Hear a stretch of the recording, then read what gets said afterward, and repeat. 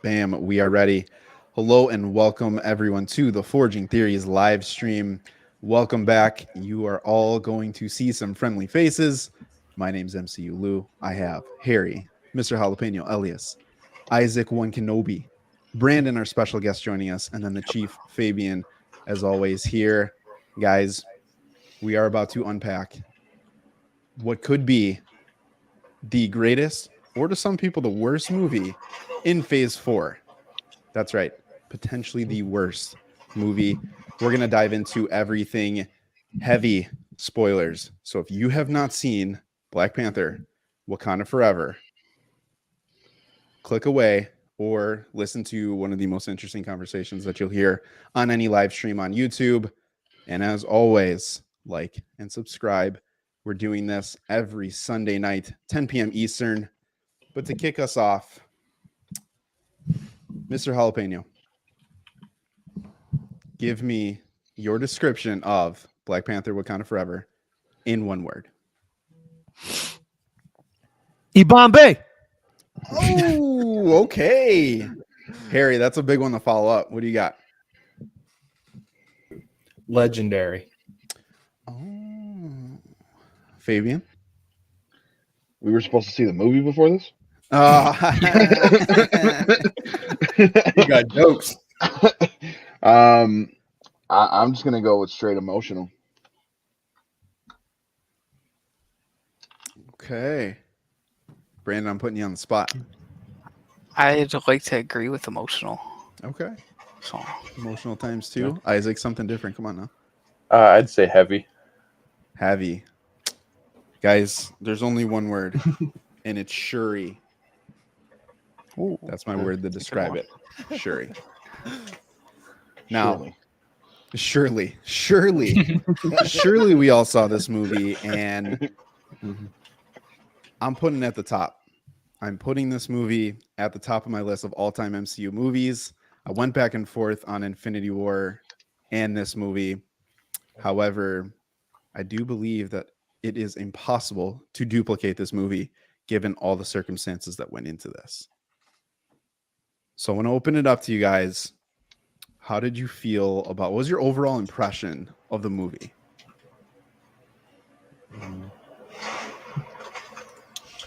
Yeah, I loved it. I did have one thing that I didn't like. You're going to start us off with one thing you didn't like of all the good things that there is to talk about. He's like, okay, hey, I'll say don't worry about it. It was this one thing's horrible. No, it's petty. It's petty. Let me hear it now. You might as well. Yeah, let's. Yeah. Okay, so it is petty, but I didn't like. Again, spoilers. Black Panther, they do kill his character off in the movie. And during that funeral scene, I really would have liked to have seen other Avenger characters, namely Bucky. I mean, he was in Wakanda for years. So I really would have liked to have seen him come back. I mean, even if it was just a cameo. I mean, I'm a big fan of Bucky. I would have loved to see him throughout the movie. But even if it was just a small little cameo, because T'Challa I'm sure he did a lot for him. I mean, he brought him in. He helped cure him of the brainwashing of Hydra. And I think it would have just made a whole lot of sense to bring him in, even if it was just during that funeral scene. So that was the only thing that I was kind of like, But other than that, great movie. It's not my most favorite, but it's in my top 3 for sure. Okay. I have one question for, I guess, everybody that I may not have caught this, and we all may have heard something different. For Namor and his people, did they reference anything about the snap and how that might have affected them down there? No, they never I did. don't think so. It seemed like that probably might have been important. Maybe. I don't, because you think they're under there. I mean, they want to stay in hiding, but if Thanos was around, they might have wanted to do something about that. Obviously, this, we got to work with how time moves forward and real life circumstances and everything. But I guess it just would have been nice to get some sort of reference of how they dealt with that. But Mhm. I know a lot of Yeah. people are tired of hearing about how everybody dealt with the snap and how that Yeah. affected them, because it's all pretty much the same old, same old. I think that's why they didn't, because I thought about that too. I'm like, oh damn, like half of those people probably died too, Mm-hmm. and they never made a reference. But I think it's just for the sake of, okay, how many times can we reference this? Like that was the past phase, right? We got to keep moving. Yeah, they were affected by it in their own way. Just for the sake of it, we're not gonna see it on screen. Isn't that kind of like playing into the biggest complaint? Like, even when it comes to, we want more Chadwick Boseman in the movie, like, you still have to tell the story, and the phase is going to move on. The world is going to move on. The problems of Wakanda are still going to happen. And especially in this case, people knowing what they know, that their protector is gone, their king is gone, their second king is gone. And what? I mean, Civil War was what year? 17, 18? It's been 5 years, over 5 years. Right. So, I mean, to that point, like, I have a hard time when people are just like, they didn't take enough time. Well, unfortunately, time is always going to be moving. So it is a balance. And I feel like they did have to make that choice of, okay, do we keep playing around in like that phase 3, phase 4 gap? Or do we go and set up phase 5 and continue to tell our story about Wakanda? So I think even to that point about, the Talokans and, what had happened there, who would he have even have asked? If like everyone started disappearing, it's like, well, do I go swim up to Wakanda and I'm like knocking on some vibranium shield and I'm like, hey, like, are you missing half your people? Because we are. I know you don't know me, but I'm your neighbor. I've been here for a really long time. Namor, nice to meet you. Like, I don't know. For me, I'm okay that they didn't touch on that. It's interesting, but Yeah. I'm okay I that don't they think they squared it away. needed to. It's Yeah. just something I would have, I guess, liked. Mhm. I don't know. It's just sometimes those little things where they like kind of the same thing with like the Winter Soldier showing up for the funeral. It's just those little things. Like, it's not Mhm. necessary, but it's just a nice little nod to like connect these movies together a little bit more. I mean, they at least mentioned Thanos when Nakia, is that how you say Yeah. her name? Okay. Yeah. Yeah. When Nakia was talking to Koye. Yeah, when they were talking together, they mentioned Thanos at least and how she dipped out, and later you find out why she had to dip out. Spoilers. That I do when we get to that topic or when everyone brings it up, like, that is a huge, that mid-credit scene is for like 50% of the complaints that I've seen. Not to make this a bashing show of complaints, because I'm hot on that subject of people who didn't like it for whatever reason. I don't get it. But screw it, why not? Mid-credit scene. We're going to touch on everything. I promise. But I think it's to a good point is mid-credit scene. We got the reason why Nakia was not, present for a while. And in Haiti, they had a son and they named him T'Challa. And hearing that and seeing that and feeling the weight and the emotions of that whole thing, I thought it was very well done. And I just think that goes to the overall feel of respecting the legacy of Chadwick Boseman, the legacy of the original T'Challa that we got, but a way that you can organically recast him. For everyone who's on this whole like recast T'Challa movement, you can still tell a T'Challa story because of the name, simply because of that. We're going to get a T'Challa in the future, and they can still flesh out all of these stories that they probably wouldn't have been able to tell anyways. But could you imagine now a T'Challa Storm story or something along those lines? Like, we're going to get legit stuff that still can be sourced from comics. So for me, I was okay with it. I really liked it. I don't know if you guys did. I'll tell you this. I held out the entire movie. I held all my tears back for that entire movie. And then they had to go and bring a kid into it. They just knew how to tug my heartstring. And I finally broke. I was done. But yeah, I really liked it. It was a nice touch. Did not see it coming. Didn't even think about it. at all. So I liked it. I loved it. Yeah, I'm with him. I did not see it coming either. Now I'm not with him. I cried from the beginning to from the Marvel Studios thing, and it was just complete Oh, silence. dude, I lost Dude, it. that Dude, I tribute, cried. that tribute, man, It bro. was beautiful. And Yeah. you know what? That just goes to show that like silence is powerful, bro. Because when Oh yeah, they opened it, they didn't have the theme music. It was like, okay, we're gonna have the focus on Chadwick. And then at the end, when Shuri was like trying to grieve, dude, those were real tears. Like, Yeah. Mhm. for a fact, Ryan Coogler said, "You're gonna just sit here and really reminisce." And like it looked like visually stunning. You know how she was sitting there, and we just see these little moments in silence, bro. Like the whole theater, dude.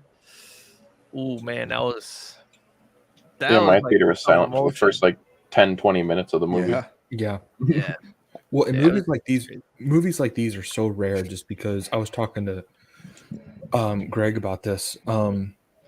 This movie reminds me, and this isn't a knock on this movie, but this movie reminds me of Fast and Furious 7 when they kind of did Paul Walker, just because Paul Walker died either before or during the process of filming that movie. I think it was before it was done. Before it it was was like his brother. 75%, Yeah. 75% done. Yeah. So it makes it when when you're watching the movie and they kill off that character, there's this sort of realism to it, and it's one thing to kill off a character, but in your mind you're like, well, the actor's still alive, but they kill off T'Challa and you're like, well, they did it because he's really gone. And there's that realism in you. It's like, wow, that's half of it why it's emotional. So Yeah, when I watched it, it kind of just like finally set in after after they did the whole funeral and Marvel logo moment of silence. I'm like, damn, like he's like officially gone, and not even just like the MCU, but obviously, unfortunately, in real life. And it didn't really hit me until then, and tears just bursted out. I was trying to open a bag of candy also during, like, right before the moment of silence came on, and I was like, damn, this is not a good time for it. Bro, that's a double whammy. You just like, I don't want to Ruffling a make bag of noise. popcorn. Just ASMR on the mic over there while everybody's crying in silence. Yeah, dude. For me, and you know what I loved about it is that I like the way that they went around his death. Like, like one of the main questions I had was, how are they gonna, address this? And for them to say, he died of a sickness, like, I felt very organic. It wasn't disrespectful in any way. And that's how we unfortunately lost Chadwick. He was battling this battle with cancer by himself. He didn't want the world to know. And I'll never forget when I got a phone call from my little brother saying, dude, he passed. I was like, there's no way. There is no way he passed. Like, we never knew that he was sick. Not even Ryan Coogler. You know what I'm saying? Like, or actually, I can't remember if Ryan Coogler or Kevin Feige. There was only like 2 or 3 people that knew he was sick.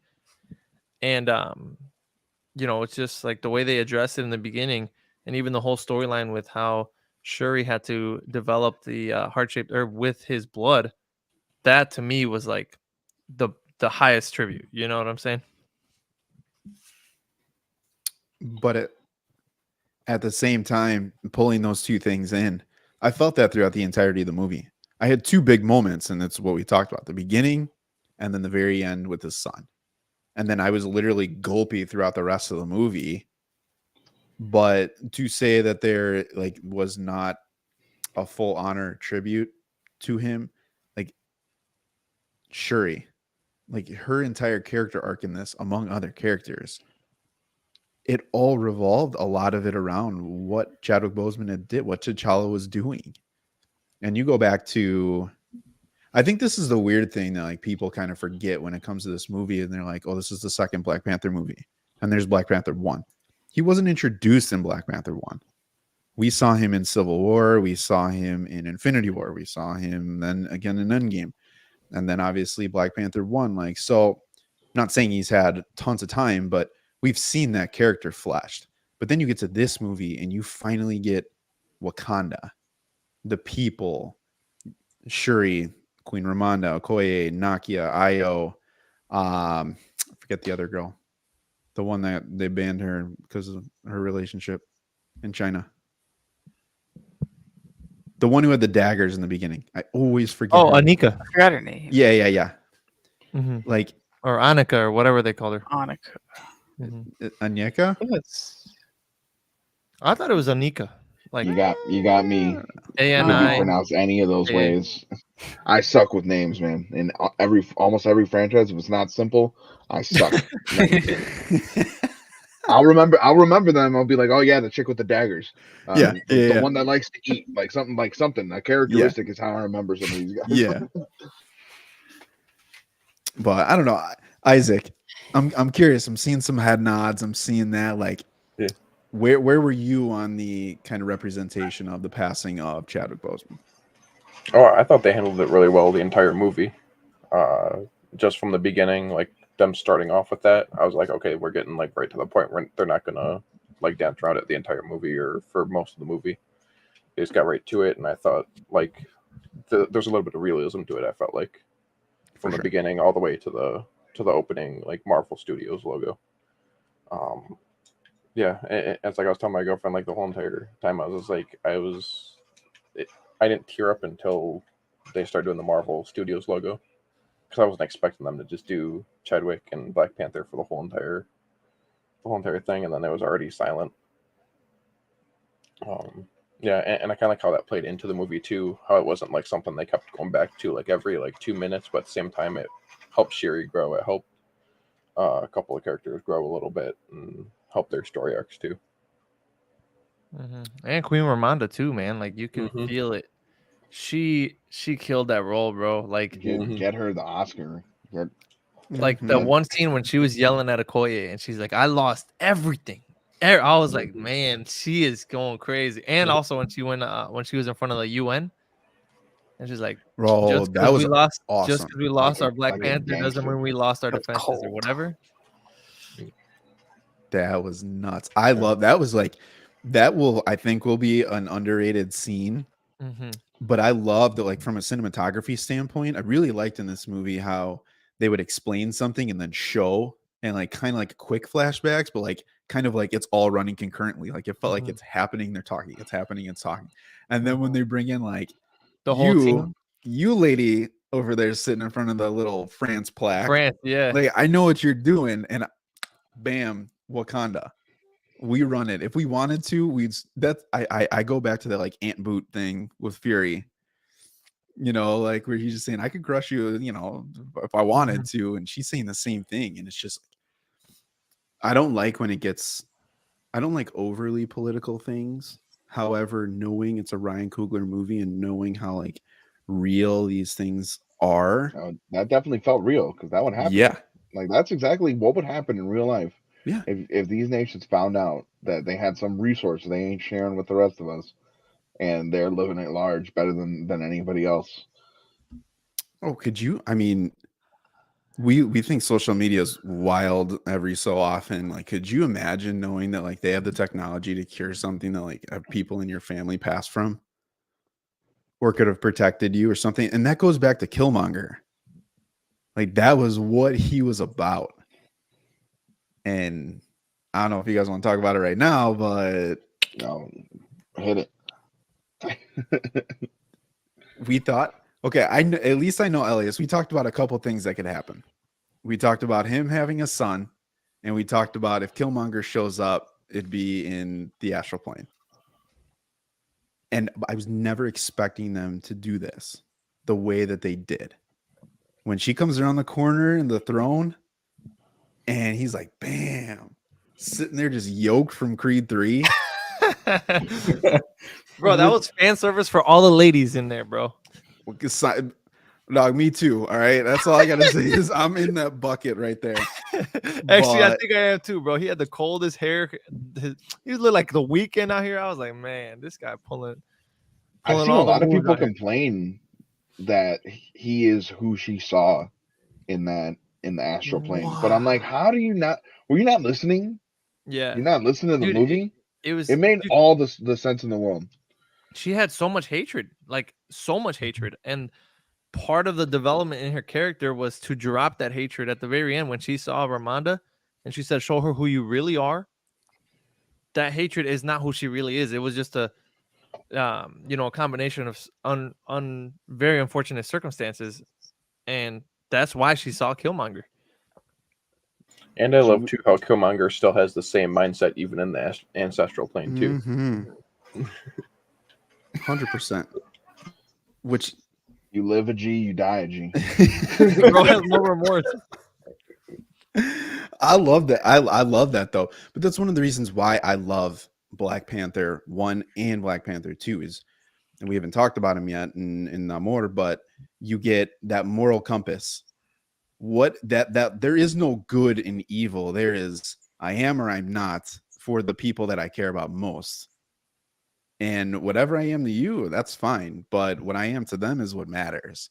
And like showing Shuri walking that line of like, I'm reluctant to accept my brother's passing, accept the title, accept taking on a bigger role than I have, and then eventually getting pushed and call it, the plot took her to this point and made her Black Panther.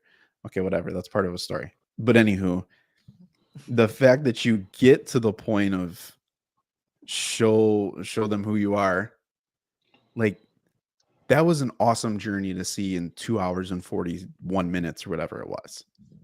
Like that towing the line. And that's what I don't understand. When you take yourself and put yourself in that person's shoes, like what would you do? That's what I always love to do in these movies. And from Shuri's point, I'd be like, man, dude, shout out to all my Metal Gear fans, but Revengeance all day. Like I'm chopping everyone down. I mean, as far as the story is concerned, she lost her brother and her mom in a year. And I she's mean- someone that felt like she had the power to stop those things, but couldn't Yes. because of her intelligence and how brilliant she is. She was helpless to do anything to help them. I think that's overlooked. I really think that's overlooked because even when you go back and look at Vision, like all the times where there's like, oh, can you fix him? And you're like, oh, this is easy. This is simple. I always have an answer. And like, I think it'll be interesting moving forward, but you see that kind of with like sorcery and witchcraft and all that kind of stuff. Like there's always some spell that can bring someone. There's always some loophole. There's always something. And when you can't, like that is like the ultimate failure for these people. Even the geniuses, even look at Iron Man. When my man couldn't figure it out, like he kind of went off the deep end. He's like, we lost. That's it. It's done. And then he went back to the drawing board and figured it out eventually. But I love that point. I love that point. And I feel like that's overlooked big time. I think they overlook it on Shuri's behalf because she's not a well-known character. And I'm from at least, this before TikTok was a big thing, but like I remember talking to a lot of people or seeing like a lot of comments on the internet just basically saying like, oh, here they go again, the woke agenda. They're making a female smarter than the Hulk or Bruce Banner, and they had to show them up and all that nonsense. It's like she grew up with the most plentiful resource that nobody else had on this planet to create gadgets and technology, that she had a better education than most people could ever dream of handed to her in her lifetime. Yeah, she's gonna be really smart. I don't know what else I could do to explain that to people, but people will discredit her just simply because she is who she is, and she's not who she's not. And even to that point, like she doesn't look the classic part. Right? I love character and story. But sometimes, like if you were to take Shuri and then throw her in a Black Adam movie, you'd be like, oh, you're definitely getting smoked because you're physically, you just don't match up to even a Chadwick Boseman. Like he was in really good shape in Black Panther 1. And then you get Killmonger, who was a Black Panther who's yoked. And then you're just like, well, what are you gonna do? And it's like, oh, you're missing what the heart-shaped herb does. You're missing the powers. You're missing it. It's not the biggest person in the room who is the strongest and going to be the savior. So like, I think it was kind of cool that they did that scene when she woke up and she punched the mannequin and it just like flew, and like, oh, it did work. And then she walks over and she's like, no silver, no silver, give me the gold. And you're like, okay, it's game on. Let's go. Like I felt that strength. Like to her, like to me, seeing her in costume when she eventually faced Namor at the end, I thought that she's the Black Panther. Like, yeah, why wouldn't she be able to go toe to toe? But I thought it was cool too. Like when she did fight Namor, she used both her strength and her and her intelligence to defeat Namor. Like, yeah, she was going toe to toe with him, fighting him and everything, but in the end, she ended up using her intelligence to pretty much outsmart Namor. I love the way she would like crawl on the side of the ship and like just like bounce around, knocking people over. Her combat was sick. The way they did combat in this movie was spot on for me. Especially that scene on the bridge with Koye. I think it was a Tuma, or I think Yeah. at least Uma and Namora. Man, that was some Creed level fighting right there. I felt the Creed vibes right there, and I feel like I got a little sneak peek of Creed 3 right there. But yeah, they knocked it out of the park for me with the little bit of action this movie had, and it's not much, and it's not what the movie's about. I really thought they handled it well. I'm curious. Let's go round robin real quick. Was the action sufficient enough for you? 100%. Absolutely. Yes. Oh yeah, I thought so. I too say yes. This is like what, and I'm not gonna try to have this go on to a She-Hulk conversation. This is what I needed She-Hulk to do. Like this dialogue, the script is very dialogue heavy, but I felt like all of those lines hit. You know what I'm saying? Like the entire scene when Shuri goes to Talokan and she's speaking with Namor down there, and like that whole exposition, dude, like it literally, propelled her to the end. Like he literally says, in my culture, they say only the most broken people can be leaders. Dude, at this point right now, Shuri has lost almost everything, right? And then when he destroyed half of Wakanda, or like the city of Wakanda, she's like, I literally have lost my father, my mother, my brother, and Wakanda's no longer safe. She's the most broken person, and now she has to lead Wakanda. Like that's literally how they tee it up. So, like to me, the dialogue in this was spot on. Yeah, but you almost can't put any other Marvel movie in the same category as Wakanda Forever, just because from start to finish, this was a huge tribute to Chadwick Boseman. Mm-hmm. No other Marvel movie is like that. Won't be. No, it won't, unless hopefully won't be in a way. Yeah. Hopefully won't be. But you can't. This was a tribute from start to finish, like I said, to Chadwick Boseman. I mean, there's been emotional movies, don't get me wrong, but to compare it to She-Hulk, or to compare it to any other movie or TV show, you just can't. It wouldn't make sense. I liked how like the way they obviously did the tribute in a way that if you're just not really a casual MCU fan, you could still go and see it if you just saw like Black Panther 1. And they kept it very self-centered, which I thought was obviously very good given the circumstances. I know some people have been complaining about it not really connecting to everything else or propelling Phase 5 forward as much, but it was made for Chadwick, and people should just not really care at that point. Like, it's his freaking going away type movie, and I thought they just put the nail in the not It's bad terminology. They it was 10 out of 10. They hit the nail for right. Yes. Yeah, they hit it right on the Yeah. head. I Yeah. agree. 'Cause this was one where I was like, I wasn't mad that there wasn't a post credit scene. And like I was gonna say that too. to Harry's point about wanting to have Bucky there, I totally understand that. I didn't even think about it.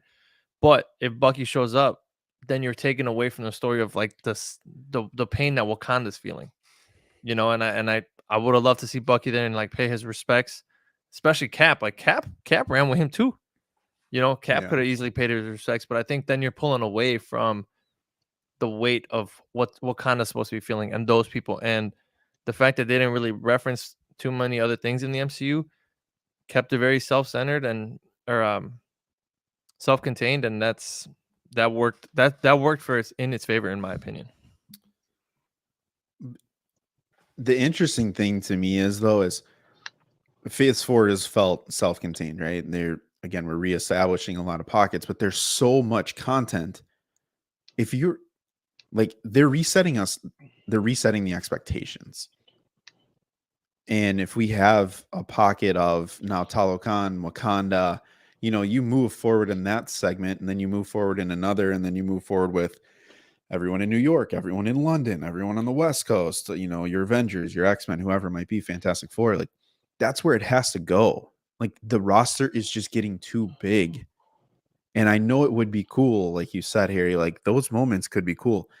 But looking at the perspective of this movie, this story was told through the eyes of those of Wakanda. To bring in other people, which is my personal sticking point, throwing in Everett Ross and then Val, that was a piece where I feel like if you took them out, they could have fit somewhere else. It could have been a secret invasion kind of thing. It could have been something else, and you reference the events that happened in Wakanda Forever. But I feel like the story, although told really well in a tribute manner, it was also told really well running alongside other characters' stories in those pieces of Wakanda. Like this, the more I think about it, I know it's a tribute, and I hate not saying that it's not a tribute, but this is a story about Wakanda and the people who live there, the people who run the show, the people who oversee the safety of all of them. And then on the other side, you obviously have the story of Talokan and Namor, who is my MVP of Phase 4. Well, I loved Namor, however you guys want to call him. Bro, I loved the way they revealed his name. First of all, I am a Mexican American, and I know there's a lot of people that have gripes with how they changed the character. I'll tell you this, for his attitude and how he was running the show and how he was doing, that's pretty accurate to how he is in the comics and his attitude. Like, he is for his people, and that's it. Like, there's nobody else, nothing's going to stop him from that. Mm-hmm. They just gave him extra flavor. And I Mhm. appreciate that extra flavor as a Mexican American. I mean, we don't got much. Like, We got the guy from Ant-Man. yeah, we got Luis in the MCU. But like, I felt great, and I won't lie, I got a little giddy just because they put some Spanish in there, and I didn't need the subtitles. Yes, sir. Yes, sir. I was there. I was like, oh no, I don't need to read those. You can take them off for me. I knew he was cold when he opens up and he says, "I have more people in my army than you have blades of grass in Wakanda." Like when he said that, I'm like, it's over. It is over, bro. Like that's a line that when you introduce yourself, bro, if somebody told me that and I had no idea who they are, I'm like, okay, I'm gonna do what this man said. That's a problem. Even if it's complete lies, I don't care. But I loved how they explained his name, how they rooted it in the Spanish language.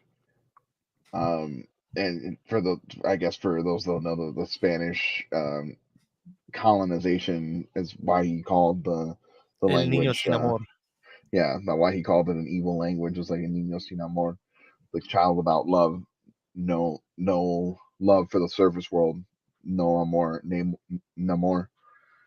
So I was like, I got real giddy there. I was like, oh snap! They really put a lot of love into his name literally, or lack of love. My theater at that point when that happened, like you just hear like just people talking. They're like, okay, go ahead, okay. Like people were just like, it was starting to build some momentum for him at that moment when that happened.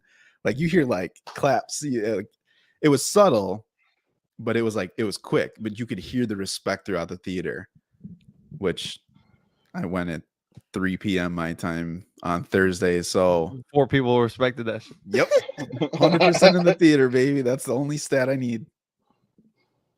4 people. Yeah, I was surprised they went there with the slavery force with Namor going back up to the surface and seeing that his people have been enslaved, like his ancestor, or what's the term? Because he is the ancestor, I guess, because he's lived longer. But Sure. seeing his people basically be enslaved and him liberating them, that was some powerful stuff. Yeah. Like I'm really surprised that they put them out there in the MCU for it all to be seen. Honestly, I'm happy that they did it because Yeah. those are important topics.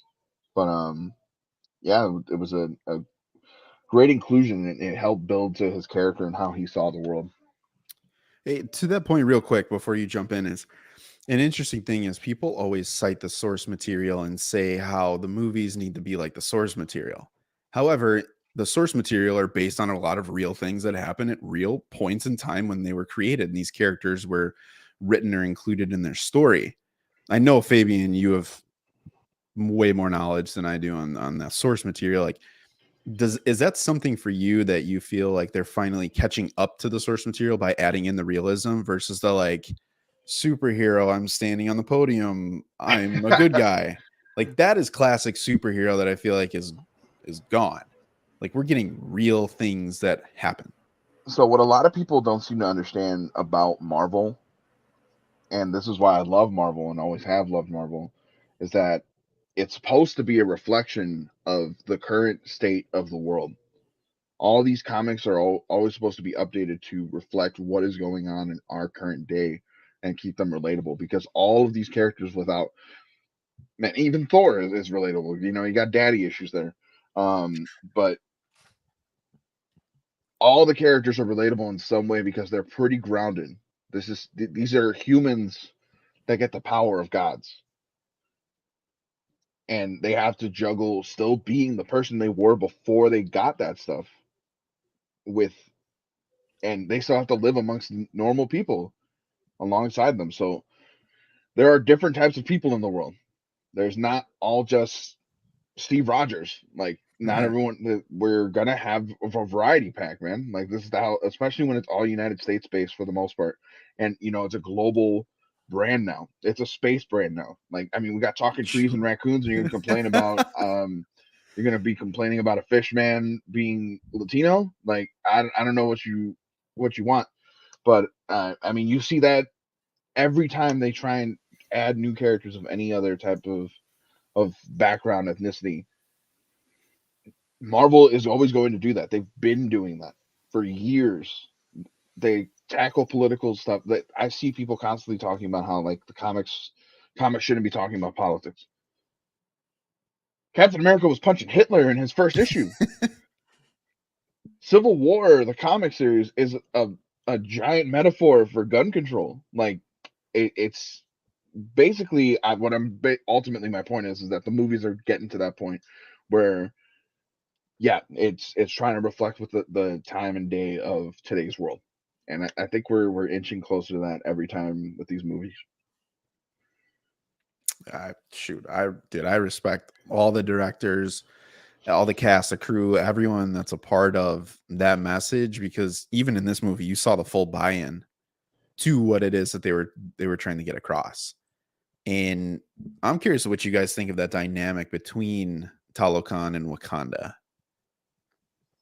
Did you feel one was the villain, one wasn't? This was a Black Panther movie, assuming that protagonists are going to be the Wakandans and the antagonists are the Talokans. Like, did you guys see Namor as the villain of this story?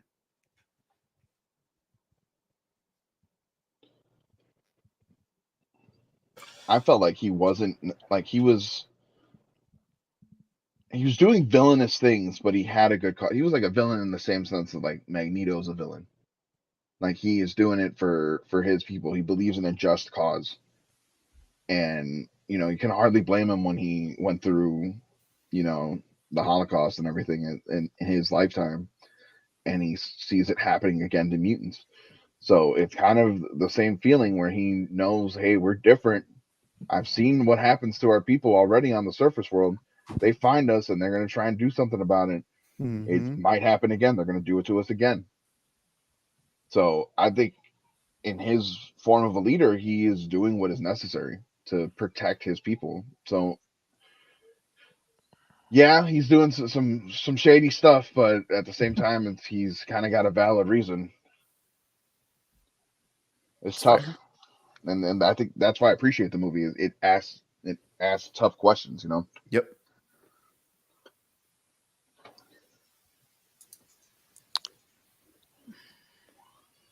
Alice, I know you got some on this one. I was trying to see if Isaac or Brandon want to say anything because I know they're about to unmute. Oh my bad. I think it was kind of just came down to like a whole philosophical difference between Wakanda and the Talokans. Well, Namor specifically. It was like it kind of reminded me of the rooftop scene in Daredevil of Punisher versus Daredevil, and I when was they were just just about to say that. going at it between talking about their whole differences and stuff. And I kind of got that whole vibe every time Shuri and Namor were talking, or Namor was talking to the Queen. He just wants to do what he thinks is right for his people, and I'd say it's more of like anti-hero type, just looking out for your own than like doing villainous things. Mm-hmm. So I never really saw him as like a villain. He was just standing up for his own good. You could argue that Just like sorry. No, go ahead. Finish. I was gonna say, just like kind of how Queen Ramada was standing up for Wakanda and why they were keeping it private. Mm-hmm. It reminded me of that. They're kind of like in the same position where they want to protect. He wants to protect his people and keep them secluded because who knows what'll happen if the whole world finds out about them. And same thing as Wakanda with Vibranium. Who knows what like freaking U.S. or these countries would do with that type of power. I was just going to connect that back to like the opening scene of the first Black Panther movie. You got the king, T'Challa's father, doing something similar in the sense that he outcasted his brother and he killed his brother, and he left a kid there that was Killmonger, and he kind of knew about that and just left it be. So I mean, all for the sake of his people in his eyes. So I mean, we ask if Namor is the bad guy, but we got other forms of royalty doing the same thing. And T'Chaka and them, they even went a step further, and they planted spies all over the place. They actually spread out into other countries to keep an eye on everyone. Whereas Talokan, to my knowledge, no one, I don't think anyone could because they'd be blue, but nobody is anywhere else. They are all to themselves, and they want to keep it that way. Yeah. Just my thoughts are pretty close to Brandon's. It's just the only difference that mine is that Namor and I feel like both places just want to protect their people, pretty much. Except the only difference is Namor just had a more extreme way of doing it and didn't really care how he did it, just as long as his people were safe at the end of the day. Because he pretty much figures, I've been around longer, I'm gonna be around longer. I need to keep my people safe. Mm-hmm. Whereas like I didn't really see him as the villain throughout the movie. Maybe a little bit like the very, very end. But yeah, I didn't really see him as a villain because it's like they're both Wakanda and they are both trying to protect their people. They're just doing it in different ways. Whereas Wakanda's like, okay, let's make peace. Let's do it this way. Whereas Namor is like, oh no, I'm just gonna, I'll flood everything. I'll wreck everything if that means that I'm safe at the end of the day. Mm-hmm. And I think what made him less one-dimensional, or I guess 2 or 3-dimensional, whatever you want to call it, is that he didn't just go in there and flood Wakanda. Like, he had a conversation with them in the beginning. He said, "You need to bring me her, or else, we'll go to war." Then they get him, and he could have easily killed Shuri and be like, Mhm. "Look, you guys were trying to take her for yourselves." He has a conversation with Shuri, and kind of puts him on why he's trying to protect his people. And he's like, "Look, the minute anybody gets a chance to even get the technology to come into our territory, it's over. My people, they literally worship him as a god. It's like the whole Thor thing. Thor finally sees people worshiping him, and he has to use that power to protect them. And then he goes and he battles in Wakanda, which I think just happened to be miscommunication, because Nakia ended up killing, was it 1 or 2? 2 of his like I little think it was soldiers. the 2 in the cave. Yeah, I thought yeah. it was 2. Right, like, so if she would have just taken them and just been like, "Here, we gotta quickly escape," and there was no like, murder or anything. As soon as there's bloodshed, it's game time, Yep. And then he goes there. Queen Romana dies, and he literally says to Shuri, "You're the new queen now. I understand your responsibility to rule this nation. I'll be back in a week." He could have literally just been like, "Give her to me now. You're powerless," And I think that was part of his character development, and saying they're in the same boats, And at the very end, when you see the parallels, when she's about to, kill him at the end with that spear, and then it flashes back between her people, or the people in Wakanda, the people in Talokan, his origin, his birth scene, like the parallels were so real, So no, I don't think he was. I didn't see him as a villain. I just saw him as an antagonist. And, that's how it is. I like you pointed that out, though. There were those layers. Like, it wasn't like he just jumped and he's like, Wakanda's done. Like, he gave warning shot after warning shot after warning shot, and like, they just didn't take him seriously. And then he's like, okay, well, then I have to do you. Not you have forced me to do this, but basically saying I'm going to follow up on what I said, but I'm going to give you a chance. I think that's a really great point. Is he had the chance to just put out the next ruler right in front of him. You're the queen. You have no power. But I think they had a little connection. I'm not saying this is a shipping thing. Before I were to post this on TikTok, I'd probably get run off of the app if I would have said this. But I like the connection and the dynamic that they had when that was built, when he showed her their underwater city, how they live. First off, I love the way that looked. That was one of my biggest question marks going into this. What is the difference between how they make Talokan look and how DC made Atlantis look? Because I was not a huge fan of the DC version of the underwater world. This, to me, felt good enough with what they showed. But from like the points where you're saying he has more soldiers than blades of grass, like you just see how expansive it really is. His empire is underwater. I felt like I was watching some kind of like Final Fantasy cutscene when we cut into the underwater. Like that's pretty much the vibe I was getting, especially with the music. Oh, with the music was beautiful. Everything matched up perfectly for that scene. Yeah. That's something that you could just like play back, like just look it up real quick, and that's something that you visually aren't going to see anywhere else. Like it just felt so organic the way that they had it. It really gets you thinking that, like, what if there was a civilization like that in the Earth? We would never even freaking know about it because of how deep down it is. Exactly.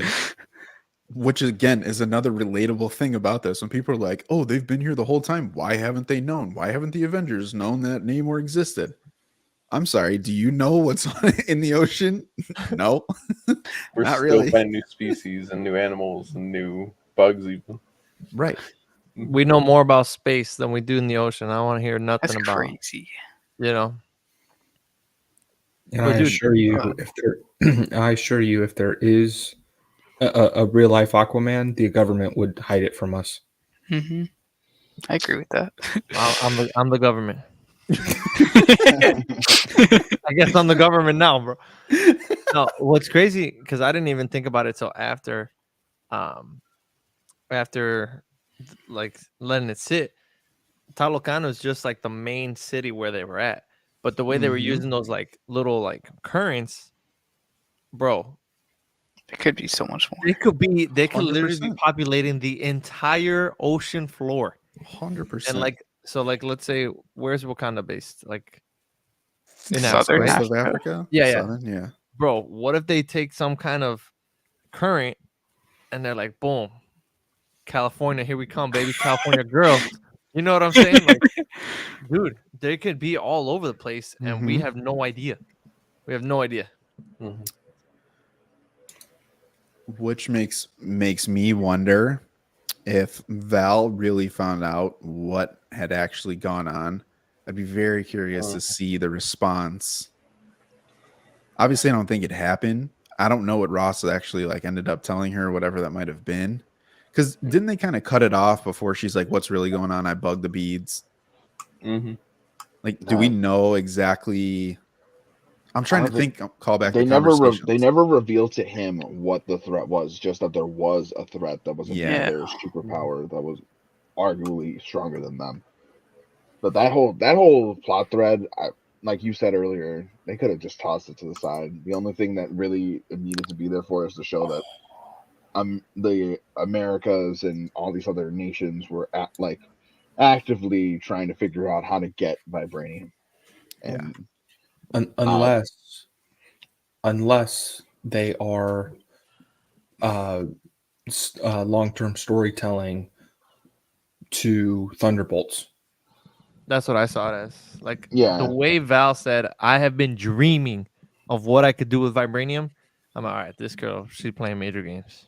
Okay, I have a question. I Uh-huh. might be, I might be an audience of one right now, but do you guys want a Ross, the younger Ross, to be Red Hulk? I might be an audience of one, but How is he gonna be Red Hulk? Bilbo Baggins? Yeah. Okay. Mr. Bilbo Baggins is the Red Hulk? I don't No, it's more, fantasy casting at this point. I mean, aren't they unrelated? One. And two, we already got Harrison Ford. Yeah, but at this point we have variants. I don't know. I mean, that feels like an unnecessary variant, in my opinion. I mean, they could do the Deadpool movie and be like, "Oh, he's a variant." Maybe, but I I'd feel rather like they see have weird variants in Deadpool than something that is just Yeah. basically because I mean he's gonna look like Red Hulk. Red Hulk's gonna look like Red Hulk. He's not gonna be too different regardless of the person. I mean they'll put some facial features on there, Yeah. but I feel like he would be more of a Coulson. Yeah, that's kind of how I saw him, because he was like their point of contact. Like he literally said, "You're supposed to give me information, I give it back." You know what I'm saying? Like, this is a two-way street. Yeah. So what he would possibly be doing as a Red Hulk, I have no idea. All right, audience of one. Hey man, you knew. No, just kidding. Well, he's supposed to be, and I think he's supposed to play a decent role in Secret Invasion. Mm-hmm. And that scroll. Mm-hmm. but he's in Wakanda. What if he is a scroll? Yes, sir. You heard it here What first. if this was the Bookmark this. scroll? Bookmark Man. this and send me the clip so I can post on my TikTok. I actually wanted that storyline to be, Skrulls wanted the vibranium, they infiltrated Wakanda, that kind of thing. Like I was hoping for that in a way. I kind of ditched it, but I messaged you about this, and you had asked like what would they be looking for while looking for a vibranium substitute. But wouldn't it be crazy if during their search on the planet for vibranium or suitable replacement that they discover adamantium? That would be a very cool thing to introduce the metal before the other characters that get adamantium yes, later on. yes. I could see Marvel doing that too. Just in a way, just casually bringing it up and be like, "Oh, well, we know Wolverine's coming soon." Yeah. Or they'll bring it up and be like, "Oh yeah, you won't hear about this again for another 3 to 5 years." When I you mean, do, That's important though, because we know we're getting Hugh Jackman's Wolverine, of course, but we still haven't gotten like the MCU Wolverine. Like there's still that still needs to be developed. yeah. So to have this of being like, okay, Oh. like don't just give me a piece of black sludge in a post-credit scene and then just be like it's somewhere. I did like how they mentioned, or how Namor mentioned that he was a mutant. I thought that was Confidently. cool. Confidently. I was smiling from ear to ear when he just said the word mutant. That's 2 times the MCU's mentioned him. Mm-hmm. That's the second time. Yeah. Got it. It's part of the ongoing war. And this is the. Well, I don't even know. You Wakanda or you Talokana? Actually, not that. I'm not even answering that. I'm Talokana, boy. Hey, this is how I'm gonna pull up from now on. Bang. Just hit it.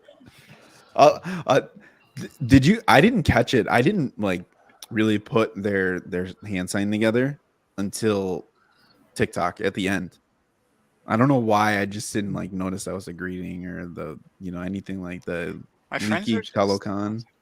Wasn't that like the serpent's, like the big old Yeah, mouth that it's he's like in? the serpent's Yeah. mouth. Yeah. So I made this silly connection, but like Dragon Ball is really big in Mexico, and it looks like a Kamehameha as well. Yeah. But then I also made the other connection finally in my brain. I don't know if this is something I never thought of, but it's like the Shenron dragon's mouth opening when he shoots out a Kamehameha. Yes. That's the first thing my sister said when she saw it. She's like, "What is a a couple of Kamehameha my thing?" friends noticed that Oh. too, but they're kind of just like making fun of it the entire time. I looked to my left and I just saw them going like that to each other. It just randomly in the theater.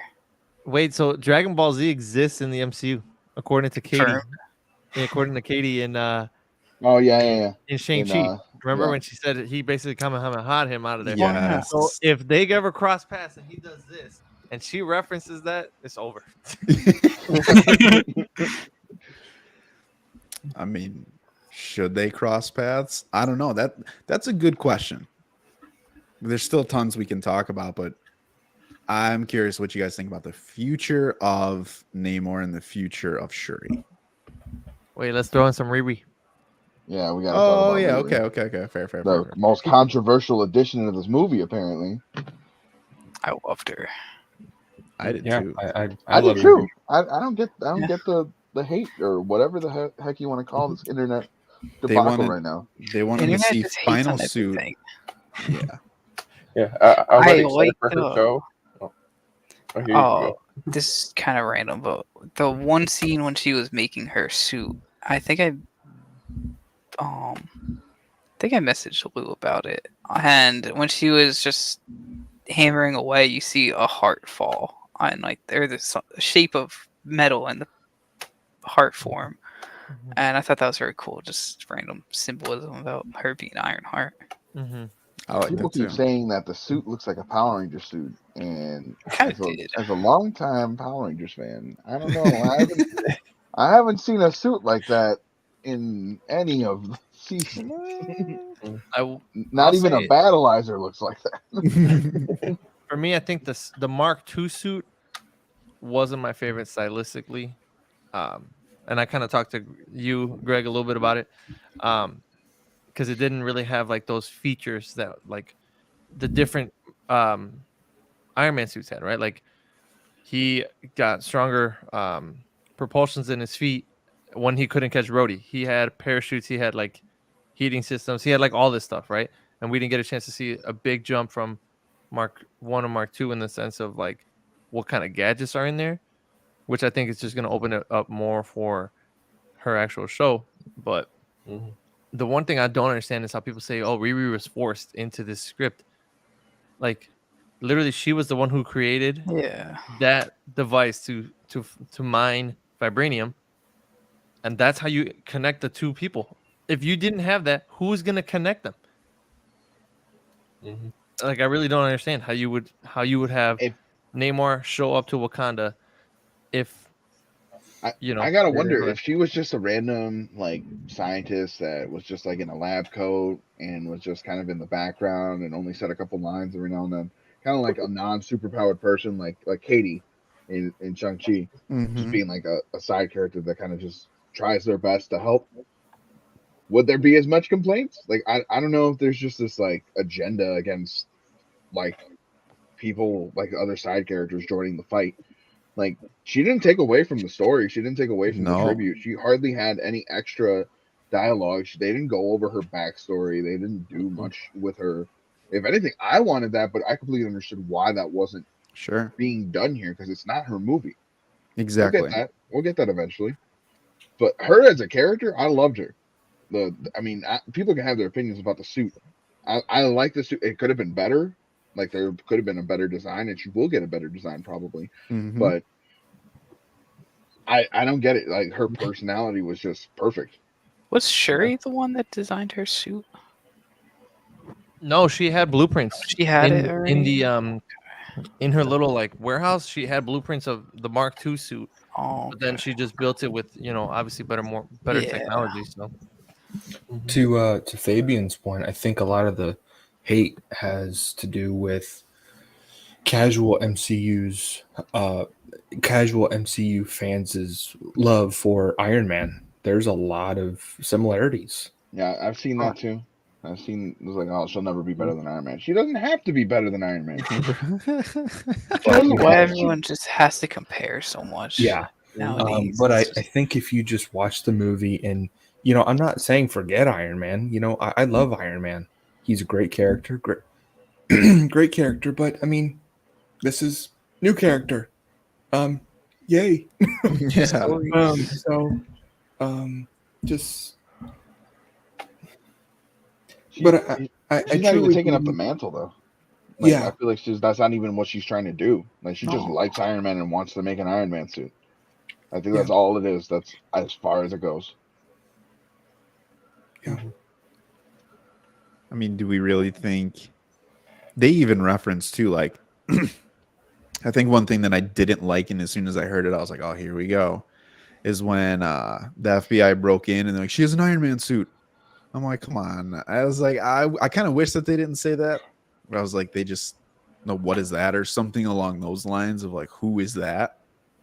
Versus being like, there's an Iron Man suit, because I think that just opens the door for the comparisons that the movie is already placing on it when there's already comparisons in the beginning. Small thing for me. But I mean, there's a lot of similarities though. Oh no, of course. I mean, that makes sense. But I mean, as far as the writing of the script, yeah, I'm sure they could have, said something else like, they probably just couldn't have said it altogether. But personally. Yeah, I still liked her though. Oh yeah, absolutely, I agree. What'd you guys think of the Midnight Angel suits? Oh, bro, that's the one thing I would have to knock on this. I just didn't like the. You didn't like them? I didn't like the Funkos. Now the Funkos are but like I don't know, dude. It felt like Predator. Kind of goofy. It felt to me it kind of looked goofy, like especially when they do the heads off or like the face off display, and it's just like the dreads in the back. Dreads. I was like, bro, straight Predator's wife out here. One of my friends mentioned that when he was just like, "Oh, they're looking like Predator right now." I was like, "Oh yeah." I mean, that's not something that I'm gonna be like, bro, this movie sucks. Why did they do that? Oh yeah. But like in terms of a costume design, I think it really like I'm not really a fan of an entire face covering like that. You know what I'm saying? Like I think what's her name's looked really good as the Black Panthers with especially like the detailing. Mm-hmm. But for hers or for Okoye's, I would have preferred them just having like partial pieces, like the first part of the costume. And she was kind of looking at it, and it was kind of like a prototype. She's like, "What is this ugly thing?" And it was just like a shoulder pad, a little chest guard, and something like it wasn't a full suit. I kind of like that stuff better. At least they knocked on it in the story as well. Yeah. Because Okoye was like, "Bro, this is trash. I'm not wearing it."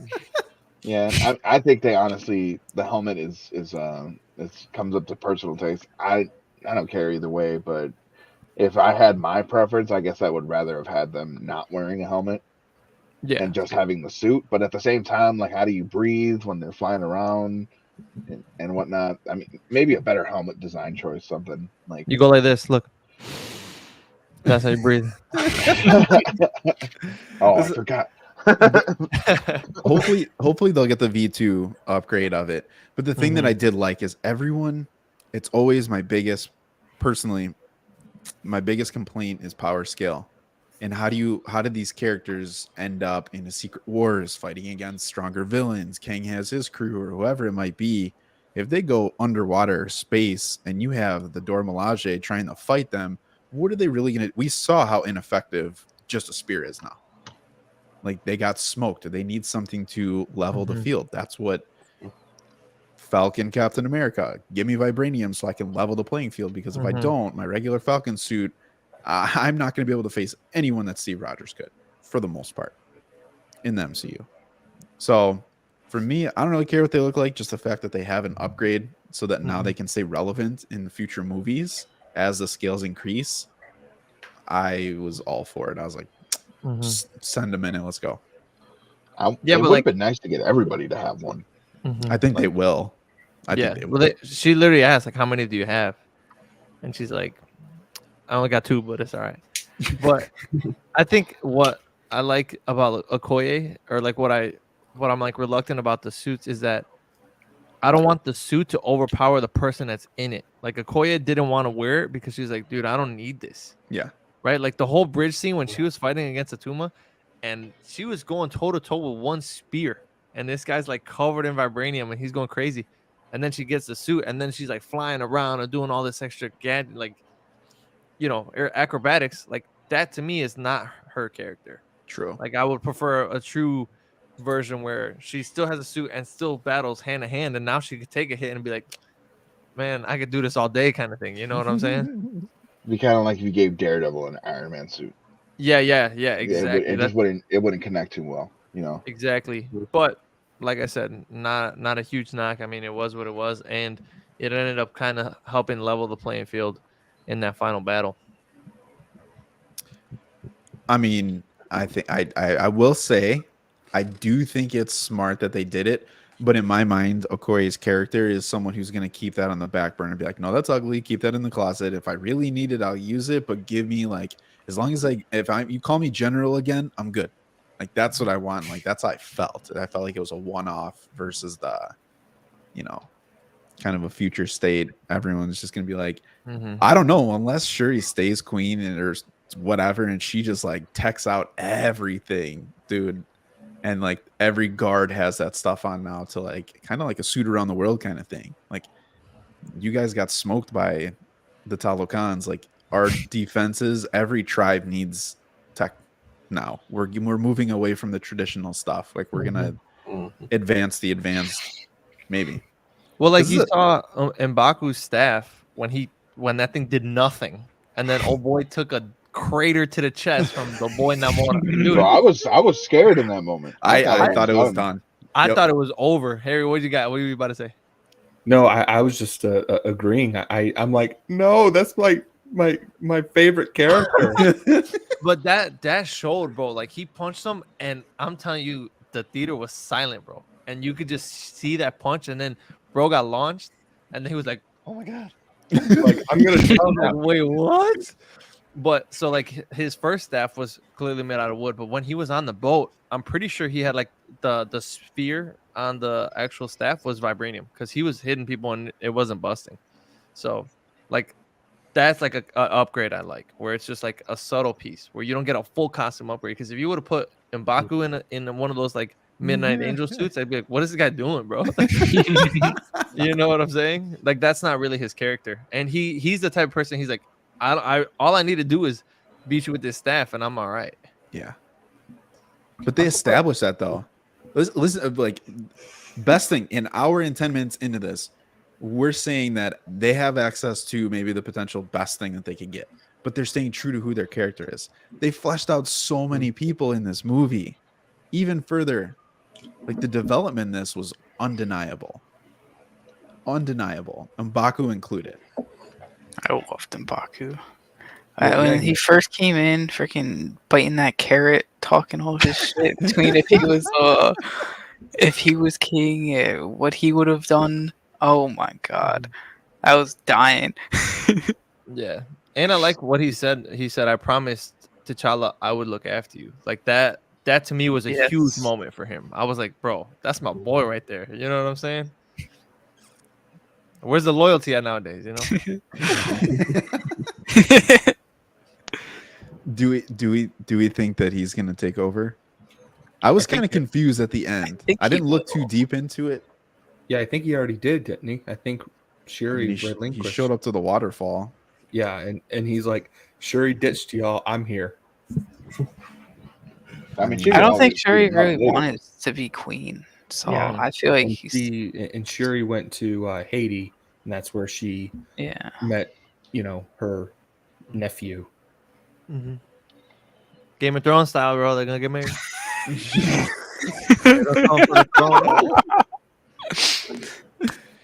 It's gonna be Black Panther, House of the Panther. Ooh, side note on that. Did anyone catch, or were they interested that the AI was calling her just Panther? No, I didn't hear that. Wait, which AI? The one that she used in the lab? Oh, I thought you were talking about like in a heads-up display. I was about to say No, she no, didn't no, have no, anything no, like no, that. no. Just That was referred Trevor to as, Noah, bro. That was the voice of Trevor Noah. Yeah. I That's didn't know. pretty funny. Yeah, he voiced the in the original Black Panther when the ship was shooting in the vibranium tunnel. Man, I had no idea. I love that dude. Yeah. He's You're hilarious. welcome. You can sleep good tonight now. It wasn't enough you saw this movie, but the fact that you know it was Trevor Noah, now the world is perfect. In about 10 years, he's going to become an actual superhero. Vision 2.0. They're Yeah, gonna put Vision him in 2.0. Another Vision.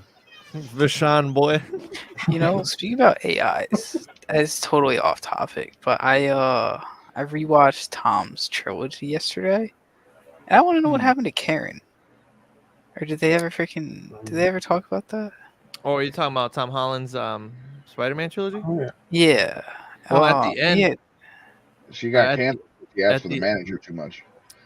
oh, hell no. Oh, No, I think at the end with the new suit that he made, it was supposed to be like a very like organic, like just cloth suit with no type of tech, and he's really gonna have to rely on himself and his spider sense, so he doesn't have any AI. that makes sense. And I think in No Way Home, he They lost connectivity to it because of all the Stark tech being confiscated.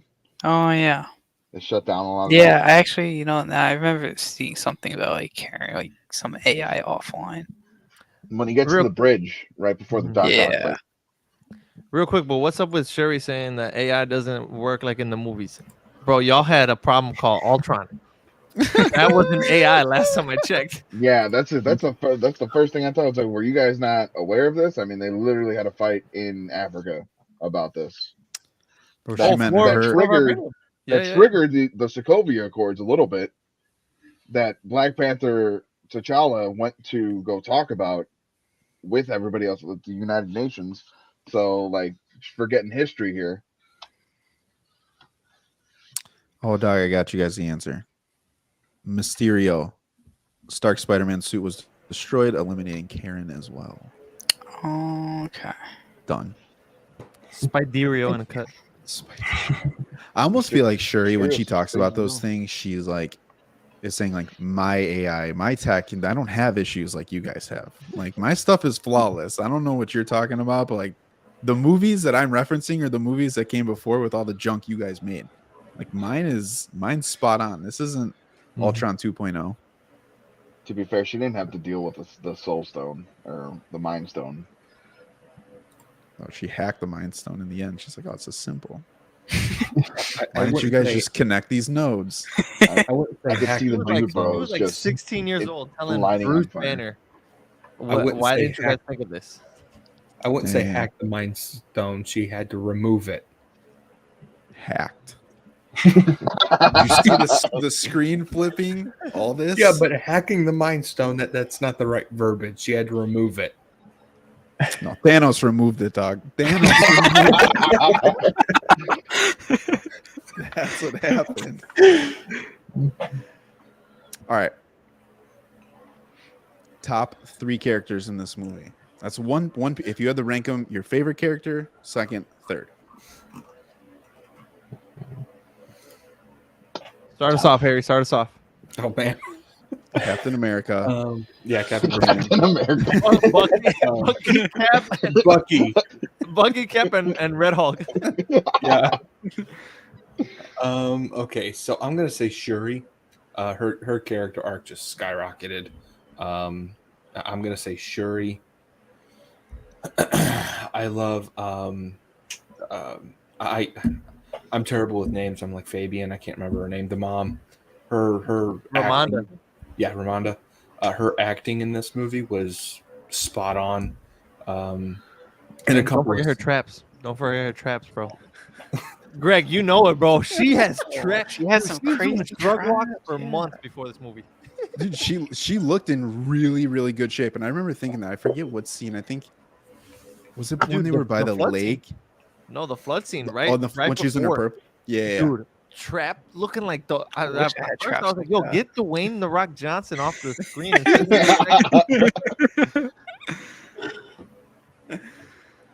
And then My bad, Harry, go ahead. my third is it flips between Ironheart and Namor. I loved Ironheart's kind of her wit about things, very flippant. Her kind of sarcasm mixed with just comedic relief. I really dug that about her. So, yeah, and Namor's just, bad butt. Can't swear. Can't swear, but you guys get what I mean. Bro, if I'm captioning this, I'm just gonna change butt to the peach emoji. So watch out for the captions coming out. Bad peach emoji. There you go. Isaac. For me, number 1 would be Shuri. Okay. I just liked her character, and there are some aspects of the story where it related to her character a little bit. And then for me, second would be Namor. I just liked his story, just how he carried himself, and how anytime that he just showed up on screen, like you just felt his presence. Like you knew, okay, he's gonna get right to the point. He's gonna do what he needs to do. He's not gonna waste any time to get where he wants to get. And then for me, third would probably be M'Baku with Riri closely behind him. Oh, okay. Yeah. Brandon. I liked. It's a toss up between. I want to say Shuri at 1 and like Namor at like 1B. So I'll just go Shuri at 1 and Namor at 2. Just because I feel like Shuri finally got some respect on her name during this movie. Like her character development was great. She lost everything pretty much, which obviously sucks. But she had her grieving period and came to her senses at the end that she had to take up the Black Panther mantle. I say Namor at 2. I don't know much about him from like the comics or any other adaptation of him, but I thought they did a great job like showing his philosophies, why he does what he does. I liked how they made him kind of like a chilling, scary type person or persona in like the sea and stuff.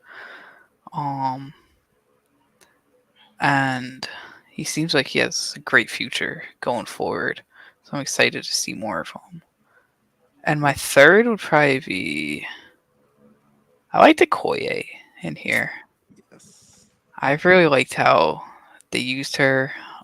She had good character development too, a little bit with how she reacted to losing the spot of general, and I just thought she was pretty funny at some scenes. You got to see like a different side of her. And then she was still there for Shuri at the end, even though she had her title stripped. Money. All right, They gentlemen. didn't have to do my girl Okoye like that when Riri said, "You need to be conscious of coming out in public with that ashy forehead." Or when Mbaku was like, "You bald-headed devil woman." I wonder if they just kind of like ad-lib those parts. They felt kind of funny. They're just like, just go for it. Like, we'll take the best one. Yeah. Fabian, what you got, Fabian? So my number one has to be Namor, mi amor. Let's get it. I put him right up there with Killmonger, in my opinion. It was a great villain, sympathetic villain. If you could label him as that, but I thought he was great. Great performance. Love the representation. Second is Shuri. Great character arc. Really developed a lot from the last time we saw her in Infinity War, like full-fledged. I know she was in Endgame, but she really she killed it. She did an amazing job. Number 3 is Okoye. I've liked Okoye for a while. I think she was an enjoyable character, but this one for me really put her another peg higher for me. Like, just with the comedic timing, with everything, her relationship with Shuri, her relationship with the royal family, the action scenes she had, she killed it. I really liked her stuff there. I mean, I liked all the characters you guys named. Almost everybody in this movie killed it. Yeah. Riri Williams and is an honorable mention, but probably the best performance overall was Queen Ramonda's performance. Like, I think she is Oscar worthy for what she put out there. Yeah, I'd have to agree. I'd make it quick. Mine, I got Namor in 1, Shuri in number 2, and then Queen Ramonda in number 3. Ooh. I'm keeping Namor at 1, Shuri at 2, but it is kind of that same thing, like 1A, 1B for me, because I love the story that they told. And then 3, I think it is Okoye. Again, love the Queen's performance, but Okoye was kind of like that side character where she kind of took a step up from like that 3rd place to like number 2, next to Shuri or behind Shuri. And same thing, like the thing that I love that they did the most with Okoye and kind of what they've done throughout every time we've seen her is they used her as kind of like that bar. Like when you see when on that bridge scene when Atuma came up, like how good of a fighter the Dora Milaje are. And like you saw what they did to Zemo, Bucky, and Falcon in that room. They were just like, basically give me my vibranium back, like, and sit down. But in this, when you see like the emotion and the fact that she has to do what she did, because I watched Black Panther the day before I saw this, and when they were in the casino and that scene, like she was just wrecking everybody, and she's like, "This is what we have to do. Let's get it done. Boom, let's move on." And then kind of that like out of uniform scene again. Just when she took that blow from his axe, or I don't even know what it was, and like she just bam right in the ground, and you see her sliding back. You're just like, damn! Like that moment was one of those where I'm just like, uh-oh. I think we definitely have a problem coming down the pike. But I really enjoyed her. Ironheart was just Ironheart. I'm glad they didn't give too much. I think that would have been silly if they would have, revealed all the cards like you guys had mentioned before. While you both scratch your head at the same time. It threw me off. Everybody on 3. I was like, wait, what? I didn't even notice I'm doing it. That got me. One person that we didn't talk about too much, Atuma. I was kind of surprised. I thought that they were going to go villain on him. I thought he was going to be like at the end, that kind of stereotypical villain who double crosses Namor. Bam, we get a new good guy. Okay, sign him up for the Avengers kind of thing. And then Atuma's like, I'm going to lead Talokan. And we didn't get that. I think there's a little teases for that. Yeah. Just say, I think we'll get more of that in the next time that we see them. Kind of like, I feel like Atuma's going to be mad at Namor for kind of like yielding to Wakanda, or from his perspective, that's what's going to be. And we're going to kind of get that clash. Yeah. She's about to leave him. She's taking him to court, divorce, taking the money for taking him for all his money. Yeah. They're gonna have a 50-50 split, so now he's only gonna have 50% of the grass blades in Wakanda. Yeah, I like the Tuma. I think he was like definitely like the right hand general, kind of like his or he was like the Okoye for Namor, but yeah, definitely I think down the pipeline, especially with Namor saying like, "How dare you take the knee?" But I don't know. The way I'm reading it is when he says to her, "They're gonna come for Wakanda, and Wakanda's gonna need our help." I think he can double cross him. And when Wakanda's weak because of the Thunderbolts or whatever, if they get their hands on some vibranium and try to like infiltrate, he'll be like, okay, well, once Wakanda's weak and they don't have their protector, dude, I could wash that whole place out. And now I'm on the throne, baby, Game of Thrones style. I don't know, man. I think that's the way that they're gonna go in the future, where whoever gets in the Wakanda does what they're gonna do, and then Shuri is gonna be like, hey, we need you. But I think the motive here is that we're gonna take over and we're gonna move on and we're gonna be the civilization that's gonna stand tall. But their relationship is what's going to fracture Talokan in terms of Namora, Atuma, Namor. And I think that's where we'll get the split, where he splits off and he comes, surface, and they stay wherever they stay, whoever decides to lead. I feel like Namora would end up being the leader of Talokan, to be honest with you. I don't think Atuma would make it out. But yeah, I think that relationship is going to mean a lot more, especially from the bracelet. Like the fact that he gave her that bracelet and she ended up using part of that. Like she kept it. I thought that was a big deal. I thought that was a nice symbolic gesture of I kind of care for you in a certain way. Because he got that from his mom? Yeah. Yeah. But question, where is the next time we're going to see all this play out? Because, I mean, they tease that, but, like, we don't got a lot of room to do a Black Panther 3 in the rest of Phase 5 and 6. I mean, the only slots we really have for it is Phase 6 that we know of, with open slots. Like, would we have a Black Panther 3 already by that time? I mean, that's a short window. Are we waiting until Phase 7, like aftermath of Secret Wars and everything? 2030. King Dynasty. It'll be a big part of King Dynasty, you think? I think it would be a part because again, it's the same thing. Like if let's just say Thanos, if Thanos were to show up right now, again, it's Wakanda.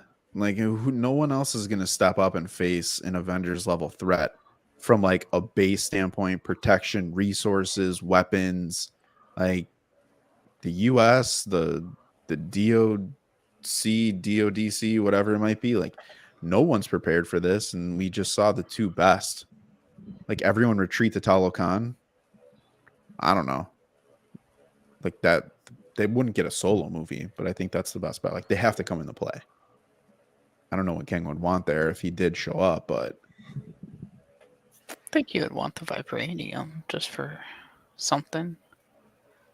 I don't He know. could get it in Wakanda. Yeah, I was gonna say. A lot easier, I think. Yeah, you're right. I mean, does he know about Namor? He's got the chair. He's got the chair. I feel like he's got to know about Namor. But I think when He Namor knows comes everything. back in, it'll be like I killed Namor. it'll be like the scene where Iron Man's like, I know who can help find Vision, and then it's like introduce Cap. It'll be like that kind of situation, and Everett Ross or somebody from the Black Panther or Wakanda will say, I know somebody who can help us out in this war here. Boom, enter Namor. Like a Thor in Infinity War where he just shows up, boom. Are you looking for this? Oh, that's the wrong guy. That's the wrong guy. You looking for this? Maybe Thunderbolts. I don't know. I'm torn on the Thunderbolt story. Bro, what are they gonna do? It's weird. I mean, it is kind of weird, but I feel like if Val is going to be what Val's going to be, and she really does want the biggest and the best, that's Wakanda. As My of right biggest- now, that is Wakanda. My biggest question is, when are they going to cast the rest of the members of the Seinfeld cast in the MCU? Wait, Oh, what? they're in the quantum realm. No, I'm just joking because Val is Elaine from Seinfeld. Yeah. Mm. So I just can't even imagine like the guy that played George Costanza like being in the MCU. He could be MODOK. Boy. Wow. Actually. Interesting. I don't know, man. That was going to be one of my questions. But a follow-up question to that. When's the next time you guys would want to see a Black Panther? When do you want to see her in the suit again? Because you got to figure she has to show up again before Secret Wars. Right? How? Probably When did Captain America, maybe the New World Order. Ooh. They have a little connection there with Wakanda. Oh, Brandon, sorry. I was going to say something spoiler worthy. You could do it. My guy, Todd. Boy, don't even give me Todd, bro. They literally wrote him out of Bro. existence. He's already in Wakanda. Don't mess. How's he in Wakanda? I'm just kidding. The kid from Miss Marvel, what was his name? Bruno. Bruno. Bruno. We don't talk about We him. don't talk about Bruno.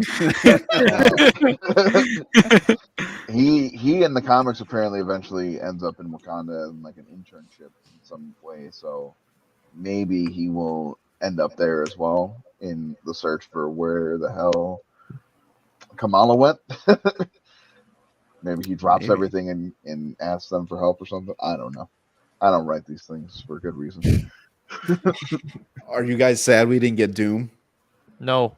Not No. really. No. Not at It all. would the way this movie played out, it would have taken away from everything. Exactly. Even a As post-credit long as we scene? get him in Ant-Man.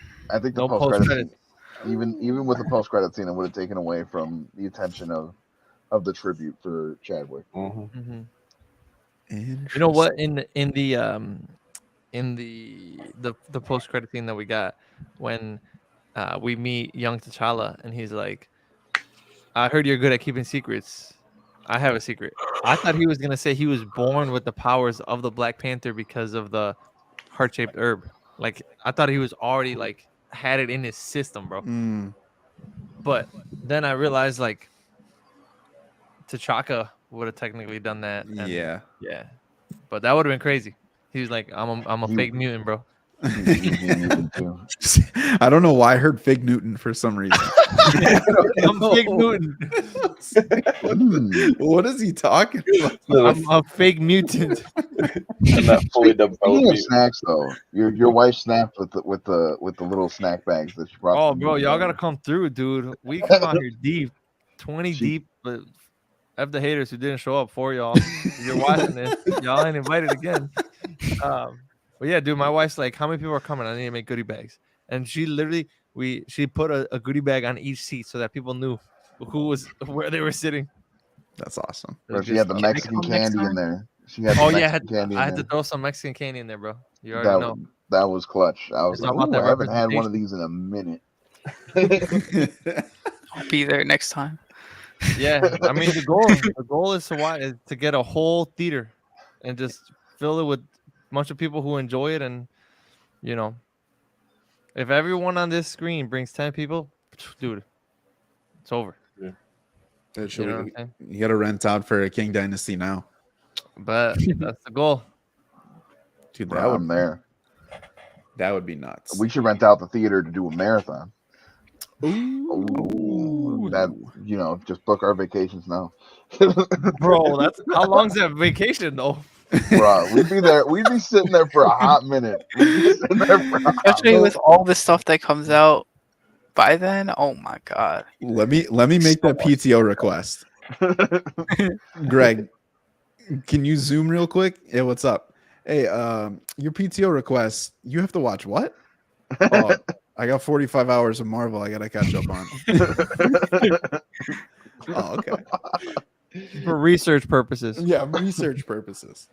100%. I did want to do this crazy project at one point with one of my rewatches of seeing like how many times these characters have actually interacted with each other, like in an Excel spreadsheet.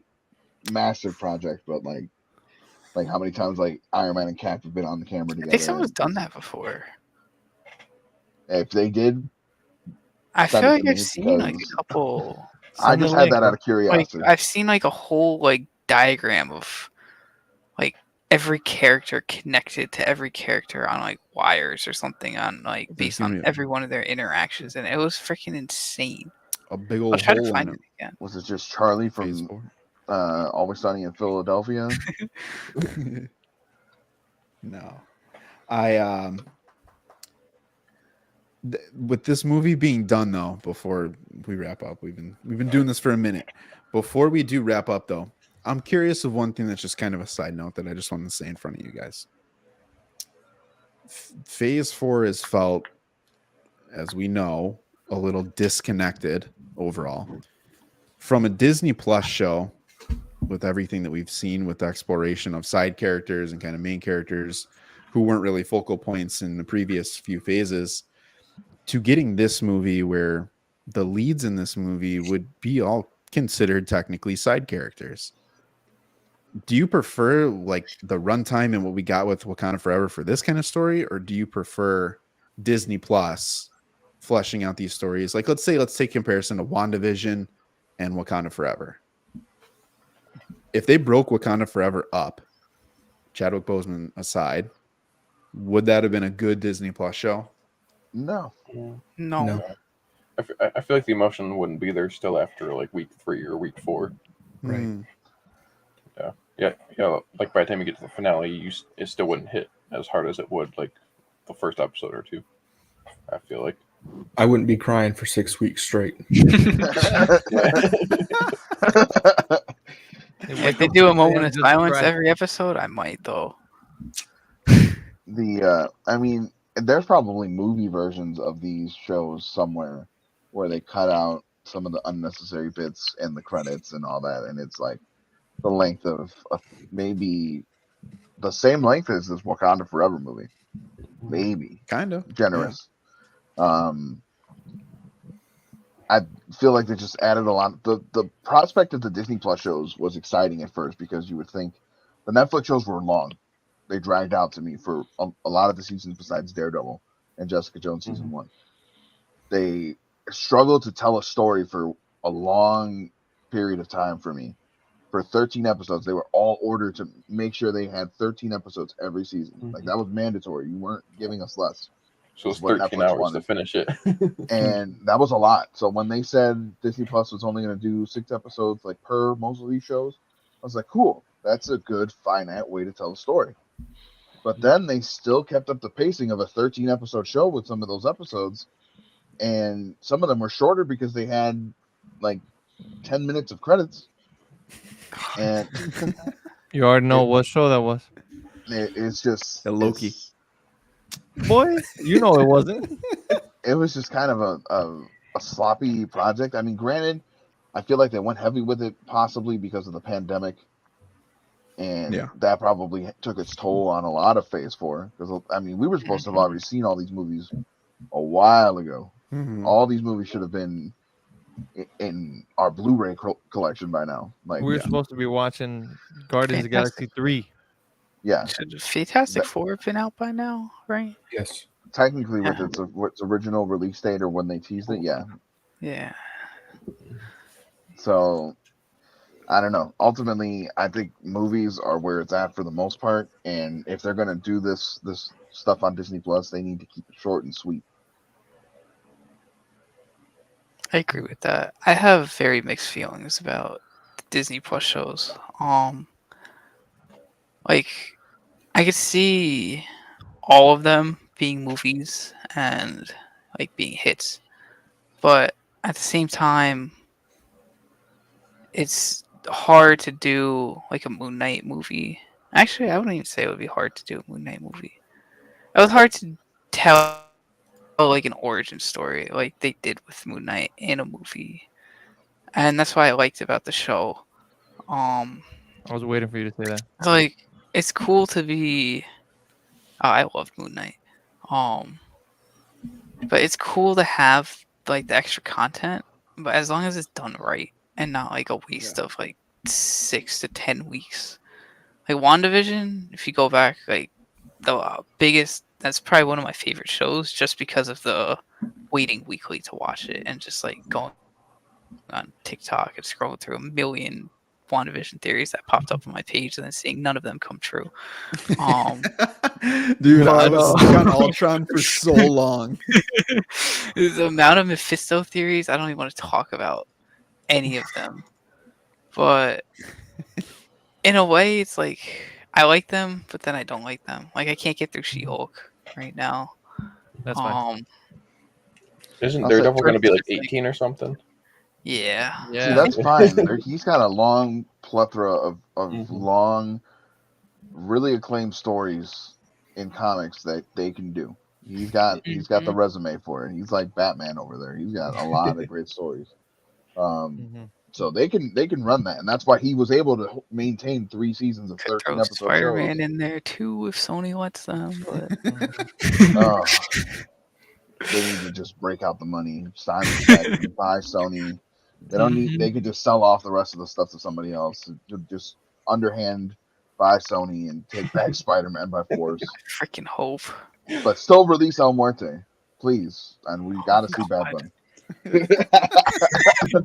Midnight release. I'm buying out the theater. We're all good.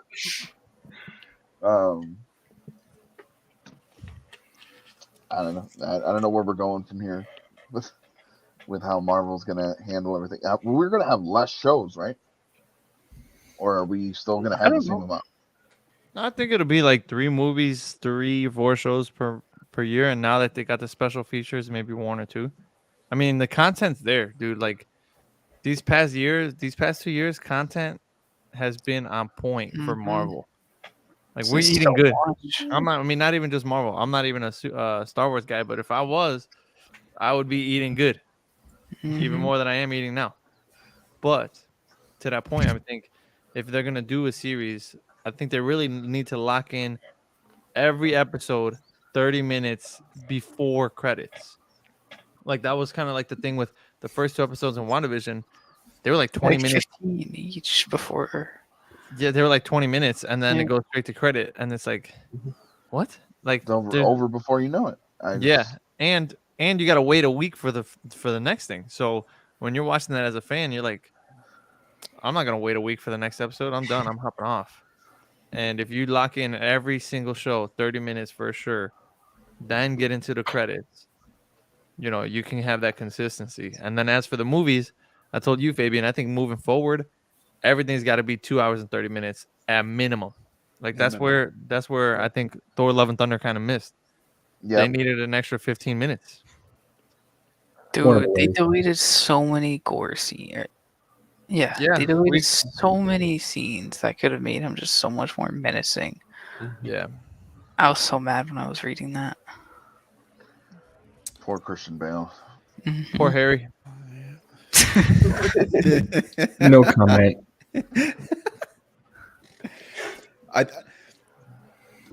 So now that Phase 4 is over, and I hope that you all do come back for our Phase 4 talk. We're going to be doing some crazy stuff. Isaac, Brandon.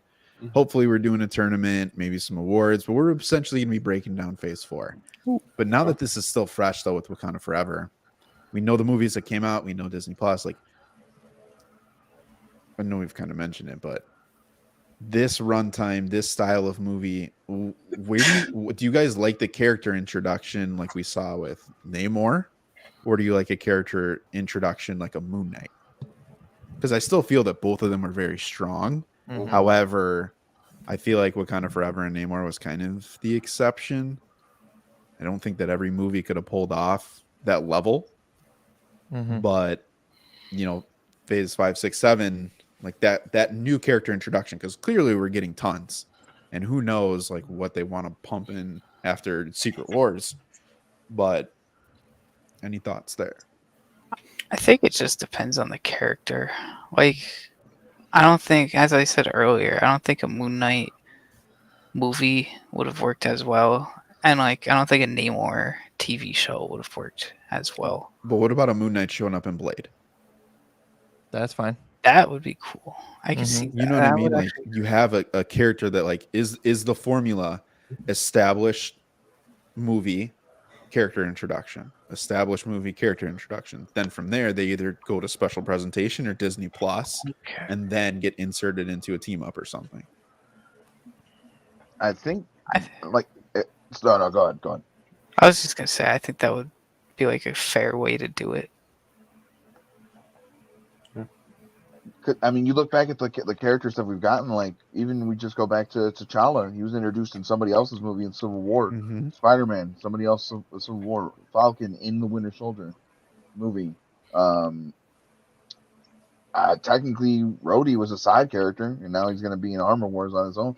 You establish them as like somebody in the background Mm-hmm. you eventually get more curious about, and you kind of develop the less is more. The less you give, the more somebody's going to be willing to take on later. But if you start out with like say our introduction before before Captain America the Winter Soldier to Sam the Falcon was getting a 6-episode presentation of this character that's going to show up in Captain America the Winter Soldier as a side character, and we get to see everything that he went through before he's meeting Captain America, and he pops up there. Would that have hit? Like, would that have worked out? Like, I don't think so. I feel like introducing him as a side character first and then giving him more to do later is the way to go. All right, I give you Miss Marvel to the Marvels or Marvel to Miss Marvel. Wait, well, repeat that real quick, because I'm ready now. Miss Marvel, brand new character, got her own Disney Plus show, already announced to be in the Marvels. So we have that new introduction, bam, then flip. Or do we have in the Marvels, right? Because she's bigger than Monica Rambeau. Just she is. But would you rather have it the other way around of having her be introduced in the Marvels and then have Miss Marvel Disney Plus show? I don't even think it had to be the Marvels. She could have been like a side character in like Spider-Man or something, like just being in the same high school as him. Like she didn't have to necessarily be in the world of association of the character that we know she's going to be with now, or in the future. But as it stands, it would be kind of awkward to just see her origin story in the Marvels ahead of time. So the way they did that for now at least seems like it's going to work. But I would say that if I was going to do it where I'd introduce her somewhere else, it'd be something like in the high school setting with like Spider-Man, like I was saying. I would have preferred seeing her in the Marvels first, to be quite honest. From what we saw in Miss Marvel, because it was very character driven for Kamala and not necessarily her as Miss Marvel, show me her in the Marvels, get some of that superheroing in there, then go back and give me an origin, give me a character breakdown. Like, to me, the way I see it, and I'm kind of like juggling these two characters, Namor is my favorite character introduced in the MCU in a movie, and then Moon Knight is my favorite character introduced in Disney Plus. Like, I think the way they set the framework for those two characters, they're at the top of the game. But it just depends on which characters can be delivered at a high standard like that. Like when Nova shows up, I think Nova needs to get like an entire movie for himself, like a Shang-Chi. You know what I'm saying? Like, I don't think Nova has to be a supporting character and then go on and do his own thing. Like, he can show up in Guardians 3 as a supporting character, and then boom, we get him into his own show or get him into his own movie or whatever. But I think a character like that can work in their own movie. It comes down to the writing, bro. Like, they got to really finesse it and deliver. I'm curious. It's just funny to think about that because that's really where my head went when it came to Riri Williams. It's like I thought it was perfect, but yeah, people are just like irrelevant. Why is she in here? She doesn't need to show up. And I'm like, man, this movie was like at the top of the list, and yet and still that introduction wasn't good enough. What are some of the most like wild things you guys have heard of like criticisms of the movie? Because I feel like I haven't heard anything valid. Like I've heard people just say, "Oh, mid movie, El Shuri," you know, those typical comments of like, what is El Shuri, bro? You know these kids, man. Or like someone posted like a comparison of like what's his face from Harley from Iron Man 3. They were like, what we wanted a Harley in an Iron Man suit, what we got, and it just cuts to the Ironheart suit and Riri inside the helmet, and it was just like, you know, that picture of that dude that is excited and then is not anymore, you know, that meme format. And one of the comments was defending it, and everyone was just laughing at them. And I'm just like, what am I missing? Like, am I like, do I understand this better than most people? Like, am I not like, I don't want to toot my own horn, but like, is my comprehension of this stuff like that good? Like, I don't We're in know. the I feel top like I'm percent. missing something. Or maybe I'm 1%er, bro. All right, I took some screenshots. I'm gonna hit you guys with some comments if you want. Oh yeah, run Okay. it. Down. I did send this first one I sent to the group already. Hopefully, I used to be a bigger Marvel fan, but over the last 7 or 8 years, been transitioning to DC. I don't know. What kind of content are you getting? I hate that you read this, bro. I hate in the past 7 to 8 years I've been transitioning. Bro, the DC has only existed for 7 to 8 years. So you transitioned before it existed, and there's nothing now. What is happening? The one that bothered me was when somebody said, "Oh, this is just an Aquaman ripoff. Don't even waste your time." Oh my god. That is such a troll. That is such a troll. I like want to meet these people and have a serious conversation. Be like, what is your favorite? Like, please explain to me what you want to see here. I don't know. That's what I want to. I want to know. What did you want to see? Like, what would this movie have to have done for you to make it a good movie? Like, would they never get to tell a joke? I saw someone complaining. I'll read this one. Hold on, I got it right here. Greg, I think you got to make this a segment. Everything You got to make this a segment to close it out, bro. I have a good one where it leads with "this movie was crap." So I have some answers for you. It's a paragraph. These are just comments, and then I have some critic ones where I'm like, "What? You get paid to do this?" Oh Lord! Oh, critics are whack.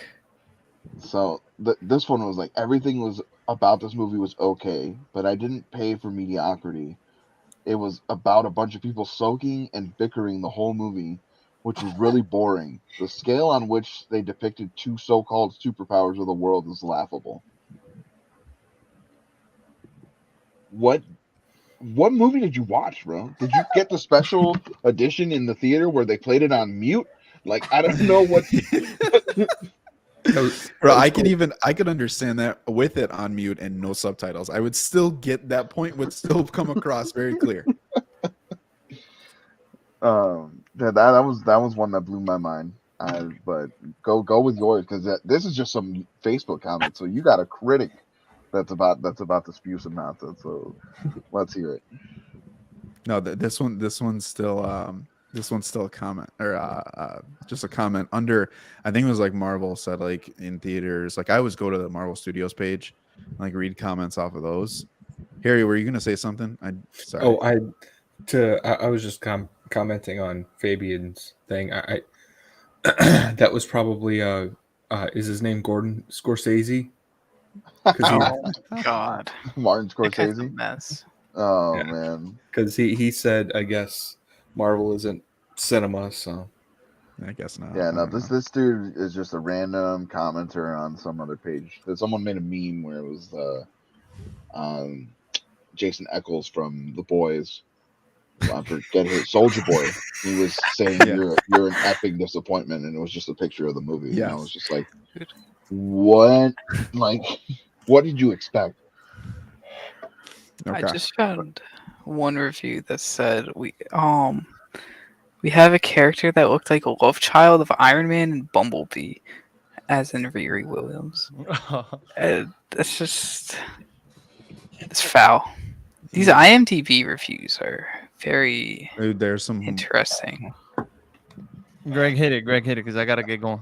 Okay, but this movie was crap. They killed all lead characters from the first movie, and the main character died in real life. The movie was left to be carried by side characters from the first movie.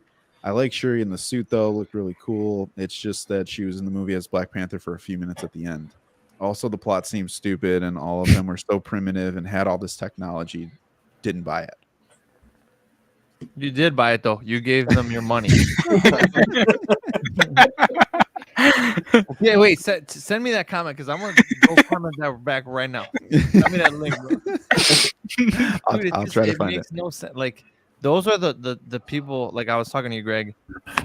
The people who are like recast Yeah. Chadwick, do this, The do next this. one's- It's like, bro, you have zero respect. I feel like people who don't enjoy this movie, you don't have to love it, right? But if you don't enjoy it for like what it was and the dialogue and all that, then you have zero respect for the fact that this was supposed to be a tribute to somebody who was a legend in the craft. You know what I'm saying? Like Yeah. a bunch of side characters and they killed off all the main people, bro. They killed off one person, first of all. And secondly, the actor literally died in real life. What'd you want them to do? What, like? Oh, wait. Oh. Hang on. This is a good one. So-and-so shared their frustration that one of the few black superheroes was killed after only one solo outing in the MCU. Batman's an immortal character. Superman's an immortal character. Spider-Man's an immortal character. We had one black male superhero, and y'all killed him after one movie. Nah, son. Wakanda not forever. Recast T'Challa. Wow. Well, and to that point, they got his wife's permission to kill him off. No, I'm pretty sure that they got his permission to not use him again. Like like Ryan Coogler from the jump said, we are not recasting this character. We are like letting a legacy of Chadwick, lay to rest with him. It would have been so distasteful if just some Joe Schmo pulled up and he's like, yeah, I'm the new guy. I'm the captain now. That would be. Yeah. Could you imagine how inappropriate it would be if you went from like a Terrence Howard to a Don Cheadle with this movie?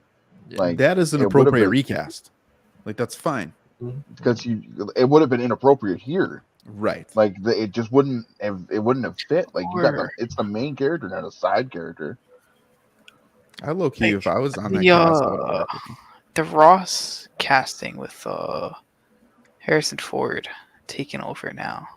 That's the one where I still feel like that's slightly inappropriate, but It's like I feel like they did it like really like way too soon. Like they announced it legit like 2 weeks. Or was it 2 weeks? I don't know. My timeline might be off. it was pretty quick. I feel like they announced it like really quick after.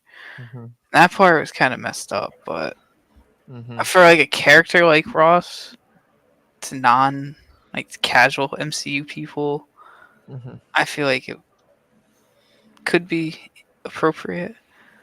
But He's somebody that they need. realistically, it's kind of like it shouldn't have been. Yeah, I mean, I think the difference here with that, and I'm gonna just say this last statement and then peace for the night. But I think the difference is that Ross's character wasn't iconic like Black Panther. Like people like loved this dude. Like, bro, he put them on a map. Like Black Panther, the first Black Panther was literally game changing, and he had a very reputable, career as an actor and as just a person and an icon. You know what I'm saying? So like when you're gonna just replace that for the sake of fans wanting to see another Black Panther, dude, you got to see another Black Panther, and you got to see it through a phenomenal story. So with that, what do they say? Oh, well, I don't know how to say it. I'll just do this. Have a good night, fellas. All right, man. See ya. There it is. Oh yeah. We'll hit him with a bam. Okay, super quick. There's only a couple others this one. I'm curious of this. I didn't like the idea of Africans versus Native people. Negative review, verified audience user on Rotten Tomatoes. The movie moved very slow and was very heavy-handed. It did not explain why there was no king, and no one had challenged the queen. And then the last one I have is story made no sense. Minorities fighting each other for zero reason. This solved nothing in the end. Terrible plot. That's a reflection of real life. That's what it is. Yeah. That's what happens. It's like the whole entire theme of the movie that you couldn't have beat it over the head more. Like the entire theme of the movie is how we have two very similar powers in the world that if they stood together, no one would mess with them, and they would keep both their people safe. But they don't see that, and they're blinded by it because they want to protect their own and they want to stay separated. And it just comes down to like the real villain of everything was going to be the Americas, like trying to take their vibranium. That's the looming fear that they have, both of them, and if they just never realized if they stood together, they'd be stronger. And that reflects to real life, where like you have all this social injustice within our lives here with minorities that don't have the greatest circumstances when they are not, the socioeconomic status of being in this world and being looked at like it's less than a person because they are a different color of skin. Like that was the whole point. Like when you're beating it over the head, it's supposed to show that we could come together for a greater purpose. Right. This stuff seems obvious to me, but then like I see these comments and I'm like, do we have to spell this out for people? Like I don't like. You could learn this in the 8th grade. Like, no, it's interesting. I just think I don't know if you guys are big action fans or like that's what your draw is to these movies. For a lot of people, it is. For me personally, I'll take the story first over the action. I can find action in a lot of other properties and different areas of fandom that I watch. So for me, that's not like a must-have. But again, do I like to see like Namor and Black Panther's fight at the end was awesome. Absolutely awesome. We had enough of it, but I don't know, man. It's just, I think some people maybe need to rewatch it again, or I don't know, do some pre-work on it. Go back to school or something. I don't know. Maybe. But do you guys have any other Black Panther Wakanda Forever thoughts? Anything else you guys wanted to talk about before we go? One parallel, I saw it on TikTok first, and I sent it to Harry and Fabian. There's one parallel between the first movie and the post-credit scene, where the dad, when T'Challa is first in the ancestral plane, how he's like, "Oh yeah, if you don't prepare your family for your death, you've pretty much failed." And the post-credit scene, then when she's talking to the son, she's like, "Oh yeah, your dad prepared us for his death, didn't he?" Yeah. And that was one parallel between both of them that I never noticed until I saw somebody mention that. I didn't connect those. I didn't. Yeah. I It didn't kind of either. reflects Sense it. So Chadwick it's in very real good. life too, having to prepare his in real life family for his passing. Also, Dang. I mean, what a movie. oh, I did have a comment about. I know when we first started, someone asked if anyone in Marvel knew about Chadwick's disease. And I googled it, and he didn't tell a single person at Marvel. Like Feige, the directors, only his agent and his family knew about it. Wow.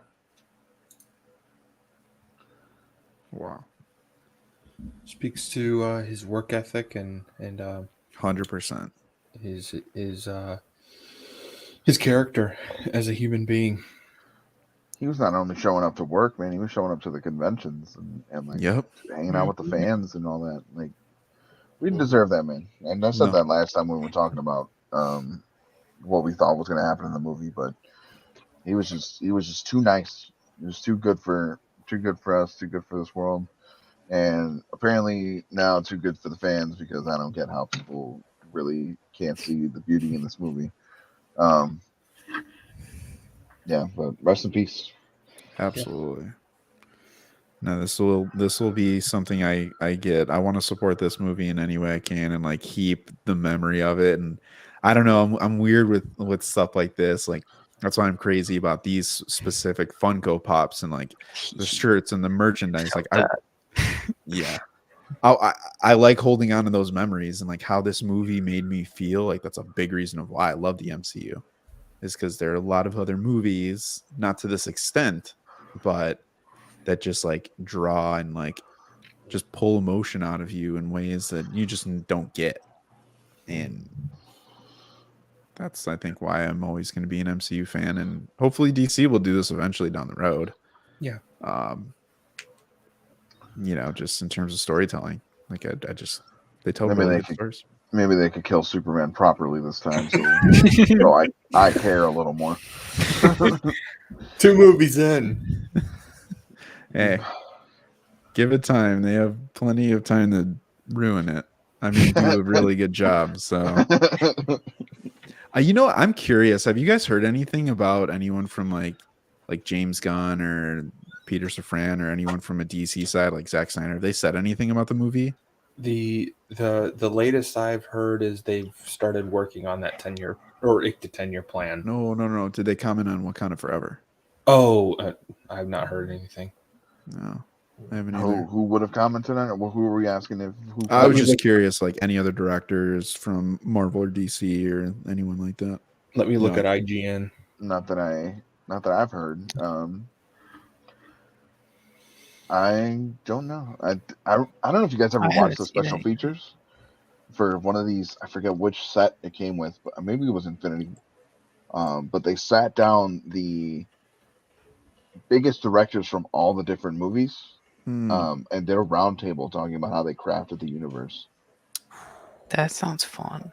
It's a room I I think wanna it was be James in. Gunn, Joss Whedon, literally right before those two got canceled. Around that time, it was Mhm. around the time that James Gunn got fired, and then a little bit before Joss Whedon was getting canceled for whatever the heck he was doing. I forget what he got canceled for, but he's having a hard time finding work now. Destroying Justice League. Yeah, Cyborg, him and Ray Fisher. And there was some other stuff with sexual assault allegations. Yeah. Or something. Which is just weird because he's always been someone that's kind of championed the strong woman that isn't putting strong female characters in the forefront that aren't that it isn't a surprise that they would be a strong female character. So I don't know. It was just surprising for me to hear that he was a little less than what he was. Yeah. But One thing that I did want to say is this movie is going to nearly kill Black Adam. Oh, it's already done. Yeah. One Piece already took care of that. What? Yeah, One Piece. last week, and I think from a the box anime office. movie that was in the theaters for a week, and it was taking it over in the box office. That's insane to me. It's I don't get. You're killing it. Yeah, I never thought I'd see the day that something like a superhero movie would just lose out to some animated movie. But that's just how much people just don't trust DC right now. Well, Despicable Me beat out Morbius. You can't forget about that. Well. Are we talking opening? Okay, opening weekend is the masterpiece. Yeah. If it was opening weekend, then I give it props. But if it was anything beyond that, I'd be like, I thought it was opening weekend. It might have been. I don't know. Oh, actually, it might have been the re-release. I have no idea. My timeline's all messed up on I don't know, man. everything. We had the same amount of viewers for this podcast right now live as Morbius had the re-release. One person. Listen, I love hearing you guys talk about this movie. This has filled me with a bunch of joy. I've been just on cloud 9 for the last 4 days with this movie just being a part of life. That's truthfully how I take it. It is a part of my life, and I hope we get more of these characters moving forward. And dude, MCU's crushing it. I'm sorry. I know Disney Plus is its own thing, but again, Fabian, I always think of you saying this and I hear your voice in my head. We ate really good and we're still getting fed. And it's just, times like this where this type of story comes out that it's just wow, there's some extreme talent who supports the superhero genre, and it's not just junk. It actually means something to a lot of people. So that's awesome. But with that, our time on the live stream has come to an end. Hopefully, you guys will be back next Sunday as we do a week in review. We got to be talking about some future things that are coming down the pike. 2023 is right around the corner, which is crazy to think about. But our Phase 4 review and Phase 5 look ahead, it's coming down the pipeline. So appreciate everyone who watched. Appreciate all of you guys jumping on, and we will see you in the next one.